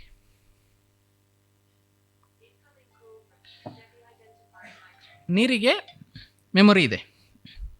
ನೀವು ಏನೇ ಹೇಳಿದ್ರು, ನೀರು ಏನೇ ಕೇಳಿದ್ರು, ಇವಾಗ ನಾನು ಮಾತಾಡ್ತಾ ಇರ್ಬೇಕಾದ್ರೆ ಇಲ್ಲೊಂದು ಗ್ಲಾಸ್ ನೀರಿಟ್ಟರೆ ನಾನು ಹೇಳಿದ ಸ್ಪೀಚ್ ಎಲ್ಲ ಅದು ಕೇಳಿಸ್ಕೊಳುತ್ತೆ. ನಾನು ಏನಾದರೂ ಹೇಳಿರಲಿ, ನಾನು ಹೇಳಿರೋದೆಲ್ಲದನ್ನು ಕೂಡ ಅದು ಮೆಮೊರಿನಲ್ಲಿ ಇಟ್ಕೊಳ್ಳುತ್ತೆ. ಮತ್ತು ನಾನು ಏನು ಹೇಳಿದ್ದೀನೋ ಅದರ ಪ್ರಕಾರನೇ ಅದು ವೈಬ್ರೇಟ್ ಮಾಡುತ್ತೆ. ಹಾಗಿರುವಾಗ ನಾನು ಆ ನೀರನ್ನು ಕುಡಿದ್ರೆ ಅದ್ರ ಮೆಮೊರಿನಲ್ಲಿ ಏನಿರುತ್ತೋ ಅದ್ರ ಪ್ರಕಾರ ನನ್ನ ಬಾಡಿನಲ್ಲಿ ಅದು ಆ್ಯಕ್ಟ್ ಮಾಡುತ್ತೆ. ಇವಾಗ ನೀವು ನೀರು ಕುಡಿಯೋ ಟೈಮ್ನಲ್ಲಿ, ನೀವು ಊಟ ಮಾಡೋ ಟೈಮ್ನಲ್ಲಿ ಒಂದು ಗ್ಲಾಸ್ ನೀರು ಇಟ್ಕೊಂಡಿರ್ತೀರಾ, ಟಿ ವಿ ಆನ್ ಮಾಡಿರ್ತೀರಾ, ನ್ಯೂಸ್ ಚಾನಲ್, ಒಂದು ಆಕ್ಸಿಡೆಂಟ್ ಆಗುತ್ತೆ, ಒಬ್ಬರು ನೇಣು ಹಾಕೊಂಡಿರ್ತಾರೆ, ಒಬ್ಬರು ರೇಪ್ ಮಾಡಿರ್ತಾರೆ, ಆಮೇಲೆ ಒಂದು ಪೊಲಿಟಿಕಲ್ ಇಶ್ಯೂ ಇರುತ್ತೆ. ಇದನ್ನೆಲ್ಲ ನೀವು ಕುಡಿತೀರಾ. ನೀವು ಕುಡ್ದಾದ್ಮೇಲೆ ಇದೇನು ಮಾಡುತ್ತೆ? ನಿಮ್ಮ ಬಾಡಿ ಒಳಗಡೆ ಪೊಲಿಟಿಕಲ್ ಇಶ್ಯೂ ಬರುತ್ತೆ, ರೇಪ್ ಮಾಡಿರೋದು ಬರುತ್ತೆ, ಆಕ್ಸಿಡೆಂಟ್ ಆಗಿರೋದು ಬರುತ್ತೆ, ಆರೋಗ್ಯ ಸಮಸ್ಯೆನೂ ಬರುತ್ತೆ, ಎಲ್ಲ ಬರುತ್ತೆ. ಈ ವೈಬ್ರೇಷನಲ್ಲಿರೋ ವಾಟ್ರು ನಿಮ್ಮ ಬಾಡಿ ಒಳಗಡೆ ಏನಾದರೂ ಒಳ್ಳೆ ಕೆಲಸ ಮಾಡುತ್ತಾ? ಇದೇ ಕಾರಣಕ್ಕೋಸ್ಕರನೇ ನಮ್ಮ ಭಾರತದಲ್ಲಿ ಪೂಜೆ ಮಾಡಿದ ಮೇಲ್ಗಡೆ ತೀರ್ಥ ಕೊಡ್ತಿದ್ದಿದ್ದು. ತೀರ್ಥ ಏನಕ್ಕೆ ಕೊಡ್ತಾಯಿದ್ರು? ತೀರ್ಥನ ದೇವ್ರ ಮುಂದ್ಗಡೆ ಇಟ್ಬಿಟ್ಟು ಮಂತ್ರಗಳನ್ನೆಲ್ಲ ಹೇಳಿ ಆ ನೀರನ್ನು ಅವರು ಎನರ್ಜೈಸ್ ಮಾಡಿ ಎಲ್ಲರನ್ನೂ ಒಂದೊಂದು ಡ್ರಾಪ್ ಕೊಟ್ರೂ ಸಾಕು. ಆ ವೈಬ್ರೇಷನ್ ನಿಮ್ಮ ಬಾಡಿ ಒಳಗಡೆ ಹೋಯಿತು ಅಂದರೆ ನಿಮಗೆ ದೇವಸ್ಥಾನದಿಂದ ಬಂದ ಮೇಲ್ಗಡೆ ಇರೋ ಫೀಲಿಂಗೇ ಬೇರೆದಿರ್ತಿತ್ತು. ಸೊ ಅದಕ್ಕೆ ನಾನು ಹೇಳೋದು, ಊಟ ಮಾಡೋ ಟೈಮ್ನಲ್ಲಿ ಟಿ ವಿನ ಕಂಪ್ಲೀಟ್ಲಿ ಬಂದ್ ಮಾಡಿ. ಯಾರಾದರೂ ನೀರು ಕೊಡಬೇಕಾದ್ರೆ ಫೋನಲ್ಲಿ ಮಾತಾಡಿಕೊಂಡು ಮನಸ್ಸಿಗೆ ಬಂದಂಗೆ ಯಾರಿಗೂ ಬೈಕೊಂಡು ಕೊಟ್ಟರೆ ಆ ನೀರನ್ನು ನೀವು ಕುಡಿಬೇಡಿ. ನಿಮಗಾಗತ್ತೆ ಅನ್ನೋದಾದರೆ ಪ್ರತಿದಿನ ನೀರನ್ನು ಇಟ್ಬಿಟ್ಟು, ಪೂಜೆ ಮಾಡೋ ಟೈಮ್ನಲ್ಲಿ ನೀರನ್ನು ಇಟ್ಬಿಟ್ಟು ನಿಮಗೆ ಗೊತ್ತಿರೋ ಮಂತ್ರನ ಹೇಳಿ. ಗೊತ್ತಿಲ್ಲದೆ ಇದ್ದರೆ ನೀವು ಸುಮ್ಮನೆ ದೇವ್ರನ್ನ ನೆನೆಸ್ಕೊಂಡು ಒಂದು ನಿಮಿಷ ಮೆಡಿಟೇಟ್ ಮಾಡಿದ್ರೂ ಕೂಡ ಆ ಮೆಡಿಟೇಷನ್ ಮಾಡಿರೋವಂಥ ವೈಬ್ರೇಷನ್ ಕೂಡ ಆ ನೀರಲ್ಲಿರುತ್ತೆ. ಅದನ್ನು ನೀವು ಕುಡಿದ್ರೆ ಅದೇ ಥರ ವೈಬ್ರೇಷನ್ ನಿಮ್ಮ ಬಾಡಿನಲ್ಲಿ ಬರುತ್ತೆ. ಒಬ್ಬರು ಸೈಂಟಿಸ್ಟ್ ಇದ್ದರು, ಜಪಾನ್ ಸೈಂಟಿಸ್ಟ್. ಅವ್ರ ಹೆಸರು ಮಸಾರೋ ಎಮಿಟೋ ಅಂತ. ಎಷ್ಟು ಜನಕ್ಕೆ ಈ ಸೈಂಟಿಸ್ಟ್ ಬಗ್ಗೆ ಗೊತ್ತಿದೆ? ಕೇಳಿದ್ದೀರಾ? ಅವ್ರು ಮಾಡಿದ ರಿಸರ್ಚ್ ಏನು ಅಂತ ಹೇಳಿದ್ರೆ, ನೀರಿಗೆ ಒಂದೊಂದು ಪದಗಳನ್ನು ಬರೆದುಬಿಟ್ಟು ಇಟ್ಟು ಅದಾದಮೇಲೆ ಅದನ್ನ ಐಸ್ ಮಾಡಿ ಅವರು ಮೈಕ್ರೋಸ್ಕೋಪಲ್ಲಿ ನೋಡಿದಾಗ ಆ ನೀರು ಯಾವ ಥರ ಚೇಂಜ್ ಆಗ್ತಾಯಿದೆ ಅನ್ನೋದು ಮೈಕ್ರೋಸ್ಕೋಪಲ್ಲಿ ಕ್ಲೀನಾಗಿ ಒಂದೊಂದು ಯಂತ್ರದ ಥರ ಬರ್ತಾಯಿತ್ತು. ಅಷ್ಟು ಚೇಂಜ್ ಆಗುತ್ತೆ, ಅಷ್ಟು ಸೂಕ್ಷ್ಮವಾಗಿದೆ ನೀರು. ಸೊ ನೀರು ಕುಡಿಯೋದನ್ನು ಭಾಳ ಸೂಕ್ಷ್ಮವಾಗಿ ನೀವೂ ಕೂಡ ಟ್ರೀಟ್ ಮಾಡಬೇಕು. ಅದನ್ನು ನೀವು ನೀರು ಕುಡಿಯೋದಕ್ಕಿಂತ ಮುಂಚೆ ನೀರನ್ನು ನೋಡಿಕೊಂಡು ಯಾವುದಾದ್ರೂ ಒಳ್ಳೆ ವೈಬ್ರೇಷನ್ ನೀವು ಅದಕ್ಕೆ ಕೊಟ್ಟು ನಿಮಗೆ ಗೊತ್ತಿರೋ ಮಂತ್ರಗಳನ್ನೇ ಹೇಳಿ. ಏನೂ ಗೊತ್ತಿಲ್ಲ ಅಂದರೆ ನೀವು ನೀರಿಗೆ ಸುಮ್ಮನೆ ಥ್ಯಾಂಕ್ ಯು ಅಂತ ಹೇಳಿ, ಅಷ್ಟೇ ಸಾಕು. ಅಷ್ಟಕ್ಕೂ ಕೂಡ ಅದು ಭಾಳ ಚೇಂಜ್ ಮಾಡುತ್ತೆ ನಿಮ್ಮ ಬಾಡಿನಲ್ಲಿ. ನೀವು ನೀರು ಕುಡಿಬೇಕಾದ್ರೆ ಆ ಥರ ಮಾಡಿ. ಮಕ್ಕಳಿಗೆ ನೀರು ಕೊಡಬೇಕಾದ್ರೆ ನೀವು ಒಳ್ಳೆ ವೈಬ್ರೇಷನ್ ಕೊಟ್ಟು ಕೊಡಿ. ಆಹಾರ ಕೊಡಬೇಕಾದ್ರೆ ಅದೇ ಥರ ಕೊಡಿ. ನೀವು ಆಹಾರನ ಬೇಯಿಸಬೇಕಾದ್ರೆ ನೀರು ಹಾಕ್ತೀರಾ. ನೀರು ಹಾಕಬೇಕಾದ್ರೆ ನಿಮ್ಮ ಮನಸ್ಥಿತಿ ಹೇಗಿರುತ್ತೋ ಅದ್ರ ಪ್ರಕಾರ ನಿಮ್ಮ ಆಹಾರ ಚೇಂಜ್ ಆಗುತ್ತೆ. ನೀರಿಲ್ಲದೆ ಯಾರಿಗಾದರೂ ಅಡುಗೆ ಮಾಡ್ಲಿಕ್ಕೆ ಬರುತ್ತಾ? ನೀರು ತುಂಬ ಇಂಪಾರ್ಟೆಂಟು. ನೀರಿಗೆ ಮೆಮೊರಿ ಇದೆ. ನೀವು ಯಾವುದೋ ಧಾರಾವಾಹಿ ಸೀರಿಯಲ್ ಬಗ್ಗೆ ಎಲ್ಲ ಫೋನಲ್ಲಿ ಮಾತಾಡಿಕೊಂಡು ಅಡುಗೆ ಮಾಡಿದರೆ ಧಾರಾವಾಹಿ ಎಫೆಕ್ಟು ನಿಮ್ಮ ಮಕ್ಕಳಲ್ಲೇ ನೀವು ನೋಡ್ಬೋದು, ಗೊತ್ತಾಗತ್ತೆ. ಧಾರಾವಾಹಿನಲ್ಲಿ ಏನೇನು ಆಗ್ತಾ ಇರುತ್ತೋ ಇಲ್ಲಿ ರಿಯಲ್ ಲೈಫ್ನಲ್ಲೂ ಆಗ್ತಾ ಇರುತ್ತೆ. ಅದಕ್ಕೆ ನೀರು ಭಾಳ ಸೂಕ್ಷ್ಮವಾಗಿರೋದು. ನೀರನ್ನು ಲೈಟಾಗಿ ತೊಗೊಂಬೇಡಿ. ನೀರು ನೀವು ನೀರನ್ನು ಒಳ್ಳೆ ವೈಬ್ರೇಷನಲ್ಲಿ ಕುಡಿದಿದ್ರೆ ನಿಮ್ಮ ರಕ್ತ ಶುದ್ಧಿ ಆಗುತ್ತೆ. ನಿಮ್ಮ ರಕ್ತ ಶುದ್ಧಿಗೆ ನೀವು ಬೇರೆ ಏನು ಕೆಮಿಕಲ್ಸ್ ಆಗಲಿ ಬೇರೆ ಯಾವುದೇ ಬ್ಲಡ್ ಕ್ಲೆನ್ಸರ್ಸ್ ಆಗಲಿ ತಗೊಳ್ಳೋ ಅವಶ್ಯಕತೆಯೇ ಇಲ್ಲ. ನಿಮ್ಮ ನೀರೇ ಮಾಡುತ್ತೆ ನಿಮ್ಮ ಬ್ಲಡ್ ಕ್ಲೆನ್ಸಿಂಗ್ನ. ರಕ್ತ ಪರೀಕ್ಷೆ ಮಾಡೋ ಅವಶ್ಯಕತೆಯೇ ಬರೋದಿಲ್ಲ, ಅಷ್ಟರ ಮಟ್ಟಿಗೆ ಮಾಡುತ್ತೆ. ಪ್ರತಿದಿನ ನೀವು ಮಾಡ್ತಾಯಿದ್ರೆ ಬ್ಲಡ್ ಚೆಕ್ ಮಾಡೋದಕ್ಕೆ ಅಂತ ನೀವು ಎಷ್ಟು ಜಾಗದಲ್ಲಿ ನೀವು ಬ್ಲಡ್ ಸ್ಯಾಂಪಲ್ಸ್ ಕೊಟ್ಬಿಟ್ಟು ಎಷ್ಟು ಖರ್ಚು ಮಾಡ್ತೀರಾ, ಎಷ್ಟು ನೋವು ತಿಂತೀರಾ, ಅದರಿಂದಲೂ ಕೂಡ ಅದೆಲ್ಲದರಿಂದ ಕೂಡ ನೀವು ಹೊರಗಡೆ ಬರ್ಬೋದು. ನೆಕ್ಸ್ಟು, ಎಷ್ಟು ಜನ ಯೂರಿನ್ ಹೋಲ್ಡ್ ಮಾಡ್ತೀರಾ?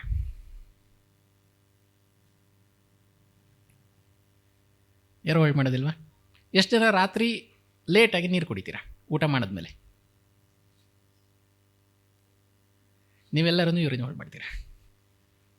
ಯಾಕೆಂದರೆ ಮಲಗಿದ ಮೇಲ್ಗಡೆ ನಿಮಗೆ ಎಚ್ಚರ ಆಗೋ ತನಕ ನೀರು ಯೂರಿನ್ ಹೋಲ್ಡಲ್ಲೇ ಇರುತ್ತೆ. ಅದು ಹೋಲ್ಡ್ ಆಗಿ ಎಕ್ಸ್ಟ್ರೀಮ್ ಕಂಡೀಷನಿಗೆ ಬಂದು ಆಮೇಲೆ ನಿಮ್ಮ ಬಾಡಿ ಒಂಥರ ಎಮರ್ಜೆನ್ಸಿ ಸಿಗ್ನಲ್ ಕೊಡೋದು. ಅದು ನಿದ್ರೆ ಮಾಡ್ತಿರೋದನ್ನ ಎಬ್ಸಿ ಅದಾದ್ಮೇಲೆ ನೀವು ಯೂರಿನ್ ಪಾಸ್ ಮಾಡೋದು. ಕರೆಕ್ಟಾ? ನಮ್ಮ ಬಾಡಿಗೆ ಭಾಳ ಇಂಪಾರ್ಟೆಂಟು ನಿದ್ರೆ. ಯಾಕೆಂದರೆ ನಮ್ಮ ನಿದ್ರೆನಲ್ಲೇ ನಮ್ಮ ಬಾಡಿಯ ರಿಜನ್ಯುವೇಷನ್ ಪ್ರೋಸೆಸ್ ಆಗುತ್ತೆ. ನಮ್ಮ ರಿಜನ್ಯುವೇಷನ್ ಪ್ರೋಸೆಸ್ ಆಗ್ತಿರೋ ಟೈಮ್ನಲ್ಲಿ ಮಧ್ಯದಲ್ಲಿ ಎಚ್ಚರ ಆದರೆ ರಿಜನ್ಯುವೇಷನ್ ಪ್ರೋಸೆಸ್ ನಿಂತೋಯ್ತು. ರಿಜನ್ಯುವೇಷನ್ ಪ್ರೋಸೆಸ್ ನಿಂತೋದ್ರೆ ನಮ್ಮ ಆರ್ಗನ್ಗಳಲ್ಲಿ ಡೆಡ್ ಸೆಲ್ಸು ಜಾಸ್ತಿ ಆಯಿತು. ಆರೋಗ್ಯವಾಗಿರೋ ಸೆಲ್ಸು ಭಾಳ ಕಡಿಮೆ ಇರುತ್ತೆ, ಡೆಡ್ ಸೆಲ್ಸು ಸ್ವಲ್ಪ ಜಾಸ್ತಿ ಆಗುತ್ತೆ. ಡೆಡ್ ಸೆಲ್ಸು ಜಾಸ್ತಿ ಆಯಿತು ಅಂದರೆ ಡೆಡ್ ಸೆಲ್ಸು ಫಂಕ್ಷನ್ ಮಾಡುತ್ತಾ? ಡೆಡ್ ಸೆಲ್ಸ್ ಫಂಕ್ಷನ್ ಮಾಡಲ್ಲ.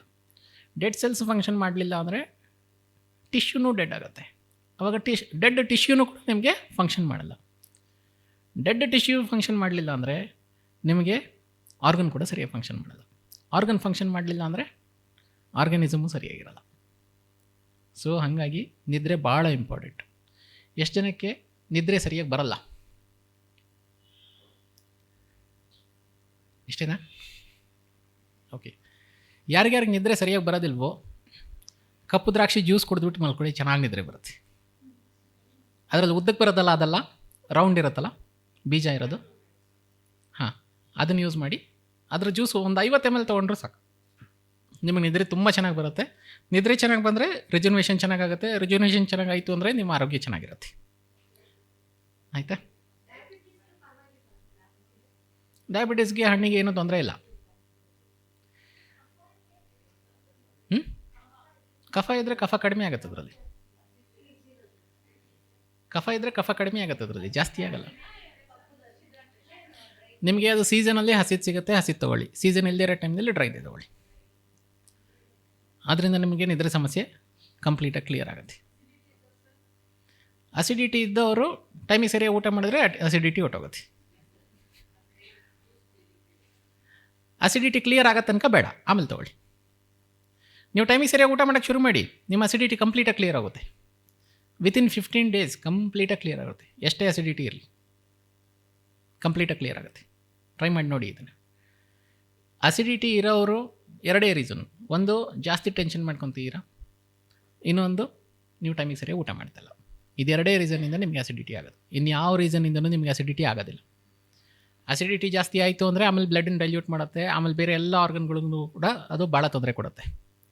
ಇದು ಎರಡನ್ನ ನೀವು ಅಡ್ರೆಸ್ ಮಾಡಿದರೆ ನಿಮಗೆ ಅಸಿಡಿಟಿ ಇರೋದಿಲ್ಲ, ಕಂಪ್ಲೀಟಾಗಿ ಕ್ಲಿಯರ್ ಆಗುತ್ತೆ. ಅದಾದಮೇಲೆ ಎಷ್ಟು ಜನ ನಿಮ್ಮಲ್ಲಿ ಪ್ರಾಣಾಯಾಮ ಮಾಡ್ತೀರಾ?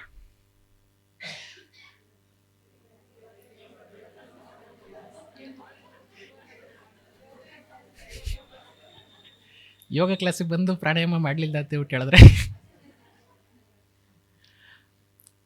ಪ್ರಾಣಾಯಾಮ ಮಾಡೋದ್ರಿಂದ ನಾನು ಅಂದ್ಕೊಂಡಂಗೆ ನಿಮ್ಮ ಹೆಚ್ಚಿನ ಸಮಸ್ಯೆಗಳು ಹೊರಟೋಗಿರುತ್ತೆ. ಇಲ್ದಿರೋ ಇದ್ದರೆ ನೀವು ಮಾಡಿರೋ ಮಿಸ್ಟೇಕ್ಗಳಲ್ಲಿ ಸಣ್ಣ ಸಣ್ಣ ಮಿಸ್ಟೇಕ್ ಏನು ಮಾಡ್ತೀರಲ್ಲ, ಅದರಲ್ಲಿ ಎಲ್ಲ ದೊಡ್ಡ ದೊಡ್ಡ ಪ್ರಾಬ್ಲಮ್ಗಳು ಬರುತ್ತೆ. ದೊಡ್ಡ ದೊಡ್ಡ ಪ್ರಾಬ್ಲಮ್ಗಳು ಹೇಗೆ ಬರುತ್ತೆ ಅನ್ನೋದು ಕೆಲವು ನಾನು ನಿಮಗೆ ಎಕ್ಸ್ಪ್ಲೇನ್ ಮಾಡಿದ್ದೀನಿ. ಈಗ ಎಲ್ಲದೂ ಎಕ್ಸ್ಪ್ಲೇನ್ ಮಾಡಲಿಲ್ಲ. ನನಗೆ ಎಲ್ಲದೂ ಎಕ್ಸ್ಪ್ಲೇನ್ ಮಾಡಬೇಕಾದ್ರೆ ತುಂಬ ಟೈಮ್ ಬೇಕಾಗುತ್ತೆ. 1 hour ಎಲ್ಲ ಸಾಕಾಗೋದೇ ಇಲ್ಲ. ಯಾಕೆಂದರೆ ಡೀಟೇಲಾಗಿ ಹೋದ್ವಿ ಅಂತ ಹೇಳಿದ್ರೆ ಒಂದೊಂದು ಸಮಸ್ಯೆ ಮೇಲ್ಗಡೆ ತುಂಬಾ ದೊಡ್ಡದಿದೆ. ಯೂರಿನ್ ಹೋಲ್ಡ್ ಮಾಡೋದ್ರಿಂದ ನಿಮಗೆ ಭಯ ಶುರುವಾಗುತ್ತೆ. ನನಗೆ ಭಯ ಆದರೂ ಪರವಾಗಿಲ್ಲ ಯೂರಿನ್ ಹೋಲ್ಡ್ ಮಾಡ್ತೀನಿ ಅನ್ನೋರು ಎಷ್ಟು ಜನ ಇದ್ದೀರಾ? ಯಾರಾದರೂ ಇದ್ದೀರಾ? ಎಸ್ಪೆಷಲಿ ಲೇಡೀಸು ಹೊರಗಡೆ ಹೋದವಾಗ ಯೂರಿನ್ ಹೋಲ್ಡ್ ಮಾಡೋರು ಎಷ್ಟು ಜನ ಇದ್ದೀರಾ? ನಿಮ್ಮೆಲ್ಲರ ಕಾಮನ್ ಪ್ರಾಬ್ಲಮ್. ನನ್ನ ಪೇಷಂಟಿನ ಕೊಟ್ಟಿರೋ ಫೀಡ್ಬ್ಯಾಕ್ ಮೇಲ್ಗಡೆ ನಾನು ಹೇಳ್ತೀನಿ, ಹೆಚ್ಚಿನ ಜನ ಲೇಡೀಸಲ್ಲಿ ಯೂರಿನ್ ಹೋಲ್ಡ್ ಮಾಡ್ತಿರೋದಕ್ಕೆ ಇರೋ ರೀಸನ್ ಬಂದ್ಬಿಟ್ಟು ಹೊರಗಡೆ ಹೈಜೀನ್ ಇರಲ್ಲ ಅಂತ. ಕರೆಕ್ಟಾ? ಇವಾಗ ಹೈಜೀನ್ ಇಲ್ಲದೆ ಹೋದರೆ ಜಾಸ್ತಿ ಅಂದರೆ ನಿಮಗೇನಾಗ್ಬೋದು? ಇವಾಗ ಹೈಜೀನ್ ಇಲ್ಲದೇ ಇರೋ ಜಾಗದಲ್ಲಿ ನೀವು ಯೂರಿನ್ ಪಾಸ್ ಮಾಡೋಕ್ಕೆ ಹೋದ್ರಿ, ಯೂರಿನರಿ ಟ್ರ್ಯಾಕ್ ಇನ್ಫೆಕ್ಷನ್ನು ಪ್ರಾಬ್ಲಮ್ ಬಂದ ಮೇಲ್ಗಡೆ ನಿಮಗೆ ಸಾಲ್ವ್ ಆಗೋಕ್ಕೆ ಎಷ್ಟು ಟೈಮ್ ತೊಗೊಬೋದು? ಕರೆಕ್ಟಾಗಿರೋ ಟ್ರೀಟ್ಮೆಂಟ್ ತೊಗೊಂಡ್ರೆ 2 ದಿನ 3 ದಿನ. ನಿಮಗೆ ಕರೆಕ್ಟಾಗಿರೋ ಟ್ರೀಟ್ಮೆಂಟ್ ಸಿಗದೆ ಹೋದರೆ ಅದು ಎಕ್ಸ್ಟೆಂಡ್ ಆಗ್ಬೋದು ಟೈಮ್. ಇಷ್ಟು ಅಂತ ಹೇಳೋದಕ್ಕಾಗೋದಿಲ್ಲ, ಒಬ್ಬೊಬ್ರಿಗೆ ಒಂದೊಂದು ಥರ ಇರುತ್ತೆ. ಬಟ್ ನೀವು ಅದನ್ನು ಸಾಲ್ವ್ ಮಾಡ್ಕೊಬೋದು. ಯೂರಿನ್ ಹೋಲ್ಡ್ ಮಾಡಿದ್ರೆ ಏನಾಗುತ್ತೆ ಗೊತ್ತಾ? ನಿಮ್ಮ ಯೂರಿನರಿ ಬ್ಲ್ಯಾಡ್ರ್ ಫುಲ್ ಆದಮೇಲ್ಗಡೆ ಅದ್ರ ಮೇಲ್ಗಡೆ ಬರೋ ಯೂರಿನ್ನು ಮತ್ತೆ ವಾಪಸ್ ಹೋಗುತ್ತೆ. ಅದು ಮತ್ತೆ ವಾಪಸ್ ಹೋದರೆ ಎಲ್ಲಿಗೆ ಹೋಗುತ್ತೆ ಗೊತ್ತಾ? ಕಿಡ್ನಿಗೆ ಹೋಗುತ್ತೆ. ಕಿಡ್ನಿಗೆ ಹೋದ್ಮೇಲೆ ಏನು ಮಾಡುತ್ತೆ ಗೊತ್ತಾ? ಕಿಡ್ನಿ ಇದು ವೇಸ್ಟು, ಇದು ನಮಗೆ ಬೇಡ ಅಂತ ರಿಜೆಕ್ಟ್ ಮಾಡಿದೆ. ಇವಾಗ ರಿಜೆಕ್ಟ್ ಮಾಡಿರೋದು ಮತ್ತೆ ವಾಪಸ್ ಬಂದಿದೆ. ಇದು ಹೆಂಗೆ ಅಂದರೆ, ನಿಮ್ಮ ಮನೆಯಲ್ಲಿ ಕಸ ಬೇಡ ಅಂತ ಹೇಳ್ಬಿಟ್ಟು ಕಸದ ಗಾಡಿಗೆ ಆಗ್ತಾಯಿಲ್ಲ, ಕಸದ ಗಾಡಿನಲ್ಲಿರೋ ಕಸನ ತಗೊಂಡು ನಿಮ್ಮ ಮನೆಗಳಿಗೆ ಇಟ್ಕೊತೀರ. ಹಾಗೆ ಇದು ಮತ್ತೆ ಏನಾದರೂ ಯೂರಿನ್ನು ಕಿಡ್ನಿ ವಾಪಸ್ ಹೋದರೆ ಅದು ಕಿಡ್ನಿನ ಮತ್ತೆ ಡ್ಯಾಮೇಜ್ ಮಾಡುತ್ತೆ. ಕಿಡ್ನಿ ಡ್ಯಾಮೇಜ್ ಆಗಿ ಲಾಂಗ್ ಟೈಮ್ಗಾದರೆ ಕಿಡ್ನಿ ಫೇಲ್ ಆಗುತ್ತೆ. ಕಿಡ್ನಿ ಫೇಲ್ ಆದವ್ರಿಗೆಲ್ಲರಿಗೂ ಡಯಾಲಿಸಿಸ್ ಮಾಡ್ತಾರೆ. ಇವಾಗ ಯೂರಿನ್ ಹೋಲ್ಡ್ ಮಾಡೋದ್ರಿಂದ ನಿಮಗೆ ಕಿಡ್ನಿ ಫೇಲ್ಯೂರ್ ಆಗೋದು ಓಕೆನಾ, ಅಥವಾ ಹೈಜೀನ್ ಪ್ರಾಬ್ಲಮ್ ಇದ್ದರೂ ಪರವಾಗಿಲ್ಲ, UTI ಆದರೂ ಪರವಾಗಿಲ್ಲ ಅಂತ ಯೂರಿನ್ ಪಾಸ್ ಮಾಡೋದು ಪರವಾಗಿಲ್ಲ?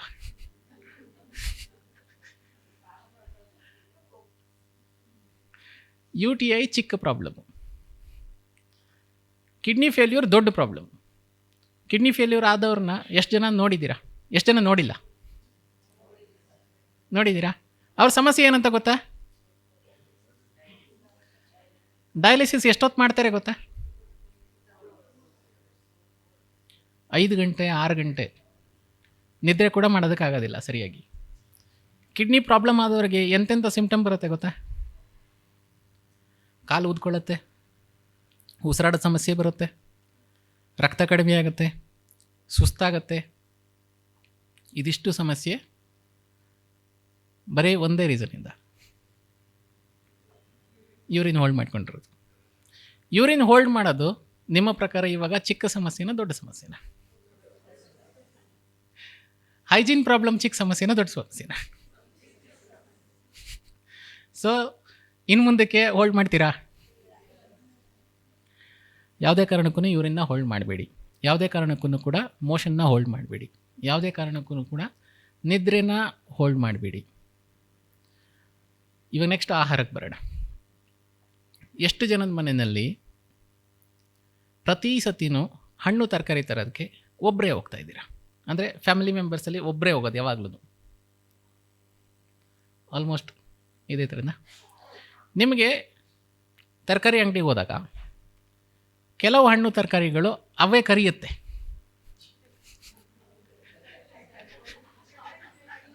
ಎಷ್ಟು ಜನ ಒಪ್ಕೊಂತೀರ ಇದನ್ನ? ಅಲ್ಲಿ ಎಷ್ಟೊಂದು ಹಣ್ಣಿರುತ್ತೆ, ಎಷ್ಟೊಂದು ತರಕಾರಿಗಳಿರುತ್ತೆ. ಕೆಲವು ಹಣ್ಣು ತರಕಾರಿಗಳು ಮಾತ್ರ ನಿಮ್ಮನ್ನು ಕರಿಯೋದು. ಅದೇನಕ್ಕೆ ಕರಿಯುತ್ತೆ ಗೊತ್ತಾ? ಅವ್ರಿಗೆ ಇಷ್ಟ ಯಾಕಾಗತ್ತೆ? ಅವ್ರಿಗೆ ಯಾಕೆ ಇಷ್ಟ ಆಗುತ್ತೆ ಗೊತ್ತಾ? ಕಲರ್ಸ್ ಅಲ್ಲ. ನೀವು ಹುಟ್ಟಿದ ಟೈಮಿಂದ ಇವತ್ತಿನ ತನಕ ನೀವು ಏನೇನು ತಿಂದಿರೋ ಅದಷ್ಟರದ್ದು ನ್ಯೂಟ್ರಿಷನ್ ಫ್ಯಾಕ್ಟ್ ನಿಮ್ಮ ಬ್ರೈನ್ಗೆ ಗೊತ್ತು. ನೀವು ಹುಟ್ಟಿದ್ದ ದಿವಸದಿಂದ ಇವತ್ತಿನ ತನಕ ನೀವು ಏನೇನು ತಿಂದಿರೋ ಅಷ್ಟು ಐಟಮಿನ ನ್ಯೂಟ್ರಿಷನ್ ಫ್ಯಾಕ್ಟ್ ನಿಮ್ಮ ಬ್ರೈನಿಗೆ ಗೊತ್ತು. ಜೊತೆಯಲ್ಲಿ ನಿಮ್ಮ ಬಾಡಿನಲ್ಲಿ ಯಾವ ನ್ಯೂಟ್ರಿಷನ್ ಕಡಿಮೆ ಇದೆ, ಯಾವ ನ್ಯೂಟ್ರಿಷನ್ ಎಕ್ಸಸ್ ಆಗಿದೆ, ಇದರ ನ್ಯೂಟ್ರಿಷನ್ ಫ್ಯಾಕ್ಟನ್ನು ಕೂಡ ನಿಮ್ಮ ಬ್ರೈನಿಗೆ ಗೊತ್ತು. ನಿಮ್ಮ ಬಾಡಿಯ ನ್ಯೂಟ್ರಿಷನ್ ಫ್ಯಾಕ್ಟನ್ನು ಗೊತ್ತು. ನೀವು ತೊಗೊತಿರೋ ಹಣ್ಣು ತರಕಾರಿಗಳ ನ್ಯೂಟ್ರಿಷನ್ ಫ್ಯಾಕ್ಟನ್ನು ಗೊತ್ತು. ಹಣ್ಣು ತರಕಾರಿ ಬಂದ ಯಾವುದೇ ಆಹಾರ ಆಗಲಿ ಅದರ ನ್ಯೂಟ್ರಿಷನ್ ಫ್ಯಾಕ್ಟನ್ನು ಕೂಡ ನಿಮ್ಮ ಬ್ರೈನಿಗೆ ಗೊತ್ತು. ನಿಮ್ಮ ಬಾಡಿನಲ್ಲಿ ಯಾವುದ್ಯಾವುದೋ ಡೆಫಿಷಿಯನ್ಸೀಸ್ ಇದೆಯೋ ಅದೆಲ್ಲದು ನಿಮ್ಮ ಫೇವರೇಟ್. ನಿಮ್ಮ ಬಾಡಿನಲ್ಲಿ ಯಾವುದ್ಯಾವುದು ಎಕ್ಸಸ್ ಇದೆಯೋ ಅದೆಲ್ಲದು ರಿಜೆಕ್ಟ್. ಯಾವುದು ನಿಮ್ಮ ಬಾಡಿನಲ್ಲಿ ಎಕ್ಸಸ್ ಇದೆಯೋ ಅದನ್ನು ನೋಡಿದ್ರೆ ಆಗಲ್ಲ, ಅದು ನೋಡಿದ್ರೆ ಇಷ್ಟ ಆಗಲ್ಲ, ಬೇಡ ಇದು ನನಗೆ ಅಂತ ಅನಿಸುತ್ತೆ. ನಿಮ್ಮ ಬಾಡಿನಲ್ಲಿ ಯಾವ್ದ್ಯಾವ್ದು, ಇವಾಗ ವಿಟಮಿನ್ ಎ ಡೆಫಿಷಿಯನ್ಸಿ ಇದೆ ಅಂತ ಇಟ್ಕೊಳ್ಳಿ. ಆ್ಯಪಲ್ ನೋಡಿದ ತಕ್ಷಣಕ್ಕೆ ಇದು ನನ್ನ ಫೇವ್ರೇಟ್ ಅಂತೀರ, ಕ್ಯಾರೆಟ್ ನೋಡಿದ ತಕ್ಷಣಕ್ಕೆ ಇದು ನನ್ನ ಫೇವ್ರೇಟ್ ಅಂತೀರ. ಇವಾಗ ಪ್ರತಿ ಸತಿನೂ ಒಬ್ಬರೇ ಹೋಗ್ತಾಯಿದ್ರೆ ಹಣ್ಣು ತರಕಾರಿ ತಗೊಳ್ಳೋದಕ್ಕೆ ಸಮಸ್ಯೆ ಏನಾಗುತ್ತೆ ಗೊತ್ತಾ? ಒಬ್ಬರ ನ್ಯೂಟ್ರಿಷನ್ ಮಾತ್ರ ಫುಲ್ಫಿಲ್ ಆಗುತ್ತೆ, ಸೊ ಇದಕ್ಕೆ ನೀವೇನು ಮಾಡಬೇಕು ಅಂದರೆ, ಪ್ರತಿದಿನ ಹೋಗ್ಬೇಕಾದ್ರೆ ನೀವು ಒಬ್ಬರೇ ಹೋಗಿ ಬೇಕಾದ್ರೆ ಅಟ್ಲೀಸ್ಟು ನನ್ನ ಸಜೆಷನ್ನು ವಾರಕ್ಕೆ ಒಂದು ಸತಿನಾದರೂ ಪೂರ್ತಿ ಫ್ಯಾಮಿಲಿ ಮೆಂಬರ್ಸ್ನ ಹಣ್ಣು ತರಕಾರಿ ತರೋದಕ್ಕೆ ಕರ್ಕೊಂಡೋಗಿ.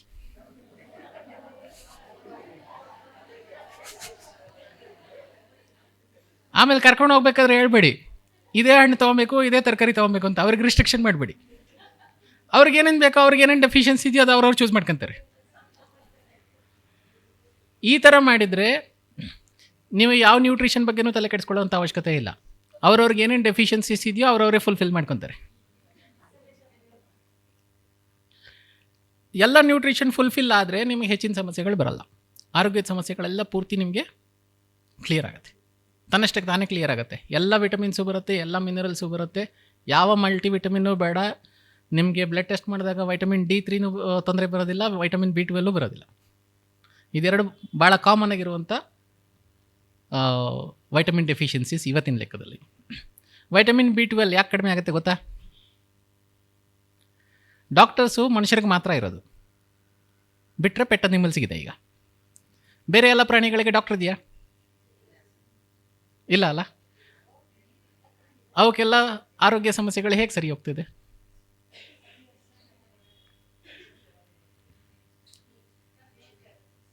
ನೇಚರ್ ನಿಮಗಿಲ್ವಾ? ಹಾಗಲ್ಲ. ಮಳೆ ಬಂದವಾಗ ನೀವೇನು ಮಾಡ್ತೀರಾ? ಕಾಡಲ್ಲಿರೋ ಪ್ರಾಣಿಗಳು ಏನು ಮಾಡ್ತವೆ? ಮಳೆ ನೀರಲ್ಲಿ ಅವಕ್ಕೆ ವೈಟಮಿನ್ B12 ಸಿಗುತ್ತೆ.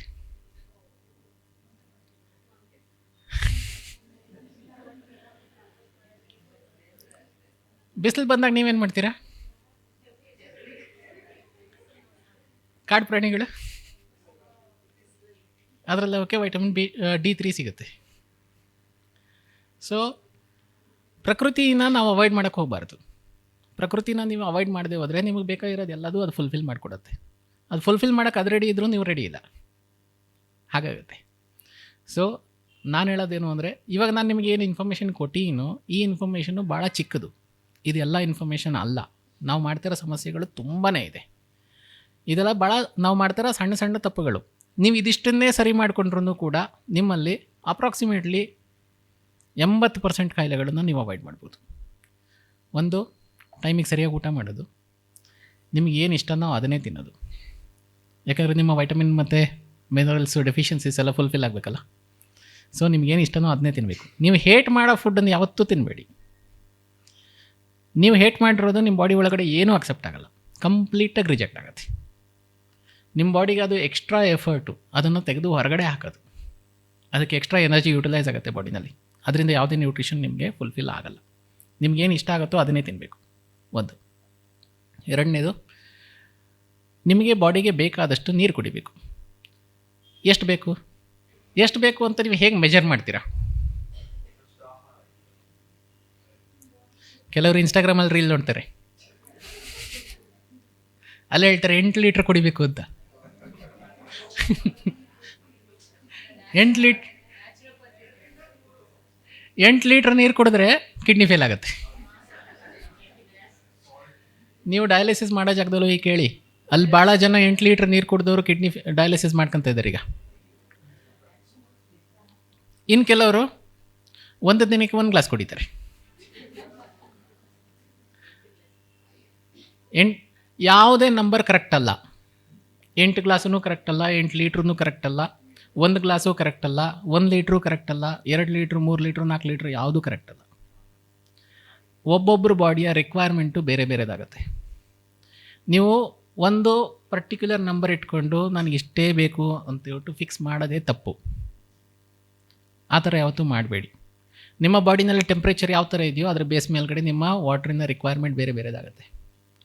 ನಿಮ್ಮ ಬಾಡಿ ಥಂಡಿಯಾಗಿದ್ದರೆ ನೀರು ಕಡಿಮೆ ಬೇಕು, ನಿಮ್ಮ ಬಾಡಿ ಹೀಟ್ ಜಾಸ್ತಿ ಆಗಿದ್ದರೆ ನೀರು ಜಾಸ್ತಿ ಬೇಕು. ನೀವು ಹೈಟ್ ಜಾಸ್ತಿ ಇದ್ದರೆ ನೀರು ಜಾಸ್ತಿ ಬೇಕು, ನೀವು ಶಾರ್ಟ್ ಇದ್ದರೆ ನೀರು ಕಡಿಮೆ ಬೇಕು. ನೀವು ಜಾಸ್ತಿ ದಪ್ಪ ಇದ್ದರೆ ನೀರು ಜಾಸ್ತಿ ಬೇಕು, ನೀವು ಸಣ್ಣ ಇದ್ದರೆ ನೀರು ಕಡಿಮೆ ಬೇಕು. ಇವಾಗ ಹೇಳಿ, ಫಿಕ್ಸೆಡ್ ನಂಬರ್ ಲೀಟ್ರ್ ನೀವು ನೀರು ತೊಗೊಂಡ್ರೆ ನಿಮ್ಮ ಬಾಡಿಗೆ ಸರಿನಾ? ಇವಾಗ ಎಷ್ಟು ಬೇಕು ಅಂತ ಹೆಂಗೆ ಗೊತ್ತಾಗುತ್ತೆ? Urine colour correct answer. ನೀವು ಯೂರಿನ್ ಪಾಸ್ ಮಾಡಿದವಾಗ ನಿಮ್ಮ ಯೂರಿನ್ ಯೆಲ್ಲೋಯಿಶ್ ಇದ್ದರೆ ನೀವು ಕುಡ್ದಿರೋ ನೀರು ಸಾಕಾಗಲಿಲ್ಲ ಅಂತ ಅರ್ಥ. ನೀವು ಪ್ರತಿ ಸತಿ ಯೂರಿನ್ ಪಾಸ್ ಮಾಡಿದಾಗ ಚೆಕ್ ಮಾಡಿ, ಕ್ಲಿಯರಾಗಿ ನೀರು ಥರ ಇದ್ದರೆ ನೀವು ಕುಡ್ದಿರೋ ನೀರು ಸಾಕಾಗಿದೆ.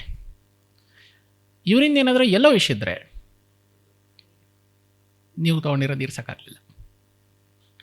ಮತ್ತು ನೀರನ್ನು ಯಾವ ಥರ ತೊಗೊಬೇಕು ಅದನ್ನು ಹೇಳಿದ್ದೀನಿ ನಾನು ನಿಮಗೆ. ಇವಾಗ ಊಟದ್ದಾಯಿತು, ನೀರಿಂದಾಯಿತು, ನಿದ್ರೆದಾಯಿತು, ಕಾನ್ಸ್ಟಿಪೇಷನಿಂದಾಯಿತು, ಯೂರಿನಿಂದು ಆಯಿತು. ಇದು 5 ಮಾಡ್ಕೊಳ್ಳಿ ಸಾಕು. ಇಷ್ಟು ಮಾಡಿಕೊಂಡ್ರೆ 80%. ಇನ್ನು 20% ಕತೆ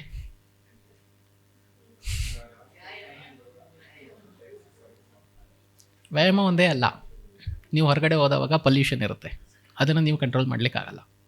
ನೀವು ತಗೊಳ್ಳೋ ಆಹಾರದಲ್ಲಿ ಕೆಮಿಕಲ್ಸ್ ಇರುತ್ತೆ, ಅದನ್ನು ನೀವು ಕಂಟ್ರೋಲ್ ಮಾಡಲಿಕ್ಕಾಗೋದಿಲ್ಲ. ನೀವು ಊಟನ ಯಾವ ಥರ ಮಾಡಬೇಕು, ಎಷ್ಟೋ ತೆಗಿಬೇಕು?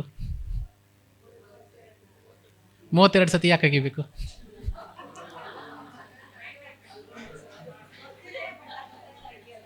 ಯಾರೋ ಹೇಳಿದರು 32 ಹಲ್ಲಿದೆ, ಹಲ್ಲಿಗೆ ಒಂದು ಸತಿ ಆಗಿರಿ ಅಂತ ಹೇಳ್ಬಿಟ್ಟು, ಅದಕ್ಕೋಸ್ಕರ 32 ಸತಿ ಆಗಿಬೇಕು ನಿಮಗೆ. ಅದು ಸರಿನಾ? ಅದು ಸರಿ ಅಲ್ಲ. ನೀವು ಎಷ್ಟು ಸತಿ ಆಗಿಬೇಕು ಅಂದರೆ, ನೀವು ತೊಗೊಂಡಿರೋ ಫುಡ್ಡು ಸಾಲಿಡ್ ಫಾರ್ಮಲ್ಲಿರುತ್ತೆ, ನೀವು ಅದನ್ನು ಅಗದು ಲಿಕ್ವಿಡ್ ಮಾಡಿಕೊಂಡು ನೀವು ಆಹಾರನ ಕುಡಿಬೇಕು. ಸಾಲಿಡ್ ಫುಡ್ಡು ನಿಮ್ಮ ಗಂಟ್ಲಿಂದ ಕೆಳಗೆ ಹೋಗಲೇಬಾರ್ದು, ಲಿಕ್ವಿಡ್ ಫುಡ್ ಮಾತ್ರನೇ ಹೋಗಬೇಕು. ಅದು ಎನ್ವಿರಾನ್ಮೆಂಟಲ್ಲಿ ಬೇರೆ ಯಾವುದೂ ಸೌಂಡ್ ಇರಬಾರ್ದು, ನಿಮ್ಮ ಗಮನ ಪೂರ್ತಿ ಆಹಾರದ ಮೇಲೆ ಇರಬೇಕು. ನೀವು ತಿನ್ನಬೇಕಾದ್ರೆ ಅದರ ಟೇಸ್ಟನ್ನು ಗಮನ ಇಟ್ಟು ತಿನ್ನಬೇಕು. ನೀವು ಗಮನ ಇಟ್ಟು ತಿಂದವಾಗ ನಿಮ್ಮ ನಾಲಿಗೆ ಅದ್ರ ಮೇಲ್ಗಡೆ ಅದರಲ್ಲಿರುವಂಥ ಎಲ್ಲ ಕೆಮಿಕಲ್ಸನ್ನು ಅನಲೈಸ್ ಮಾಡುತ್ತೆ, ಎಲ್ಲ ಬ್ಯಾಕ್ಟೀರಿಯಾಗಳನ್ನು ಅನಲೈಸ್ ಮಾಡುತ್ತೆ, ಎಲ್ಲ ವೈರಸ್ಗಳನ್ನು ಅನಲೈಸ್ ಮಾಡುತ್ತೆ. ಮಾಡಿಬಿಟ್ಟು ನಿಮ್ಮ ಬ್ರೈನಿಗೆ ಇನ್ಫಾರ್ಮೇಷನ್ ಕಳಿಸುತ್ತೆ. ಈ ಆಹಾರದಲ್ಲಿ ಇಂಥ ವೈರಸ್ ಇದೆ, ಇಂಥ ಬ್ಯಾಕ್ಟೀರಿಯಾ ಇದೆ, ಇಂಥ ನ್ಯೂಟ್ರಿಷನ್ ಇದೆ, ಇದರಲ್ಲಿ ನಮಗೆ ಇಷ್ಟು ಬೇಕಾಗಿದೆ, ಇದರಲ್ಲಿ ಇಷ್ಟು ಬೇಡವಾಗಿರೋದಿದೆ, ಎಲ್ಲ ಇನ್ಫಾರ್ಮೇಷನ್ ಬ್ರೈನಿಗೆ ಕೊಡುತ್ತೆ. ನಿಮ್ಮ ಬ್ರೈನಿಂದ ಲಿವರ್ಗೆ ಇನ್ಫಾರ್ಮೇಷನ್ ಹೋಗುತ್ತೆ, ಇದರಲ್ಲಿ ಹಾರ್ಮ್ಫುಲ್ ಕೆಮಿಕಲ್ಸ್ ಎಷ್ಟಿದೆ, ಇದರ ಆಪೋಸಿಟ್ ಕೆಮಿಕಲ್ಸ್ನ ಪ್ರೊಡ್ಯೂಸ್ ಮಾಡುವಂಥ. ಲಿವರ್ ಇವಾಗ ಅದರ ಆಪೋಸಿಟ್ ಕೆಮಿಕಲ್ನ ಪ್ರೊಡ್ಯೂಸ್ ಮಾಡಿಬಿಟ್ಟು ಈ ಆಹಾರನ ಬ್ಯಾಲೆನ್ಸ್ ಮಾಡೋಕ್ಕಾಗತ್ತೆ. ಇವಾಗ ನೋಡಿ, ಆಹಾರನ ಬೆಳಿಬೇಕಾದ್ರೆ ಯೂಸ್ ಮಾಡ್ತಾ ಇರುವಂಥ ಕೆಮಿಕಲ್ಸು ಎಷ್ಟು ಹಾರ್ಮ್ಫುಲ್ ಇದೆ ಅಂದರೆ, ನೀವು ಸುಮ್ಮನೆ ಸ್ಮೆಲ್ ಮಾಡಿದ್ರೂ ಉಳಿಯೋದು ಕಷ್ಟ ಇದೆ, ಅಷ್ಟೊಂದು ಹಾರ್ಮ್ಫುಲ್ ಕೆಮಿಕಲ್ಸನ್ನು ಯೂಸ್ ಮಾಡ್ತಾಯಿದ್ದಾರೆ. ಅದೇ ಕೆಮಿಕಲ್ಸ್ ಹಾಕಿ ಬೆಳೆದು ತಂದಿರುವಂಥ ತರಕಾರಿನ ನೀವು ಡೈಲಿ ತಿಂತಾಯಿದ್ದೀರಾ, ಆದರೂ ಬದುಕಿದ್ದೀರಾ.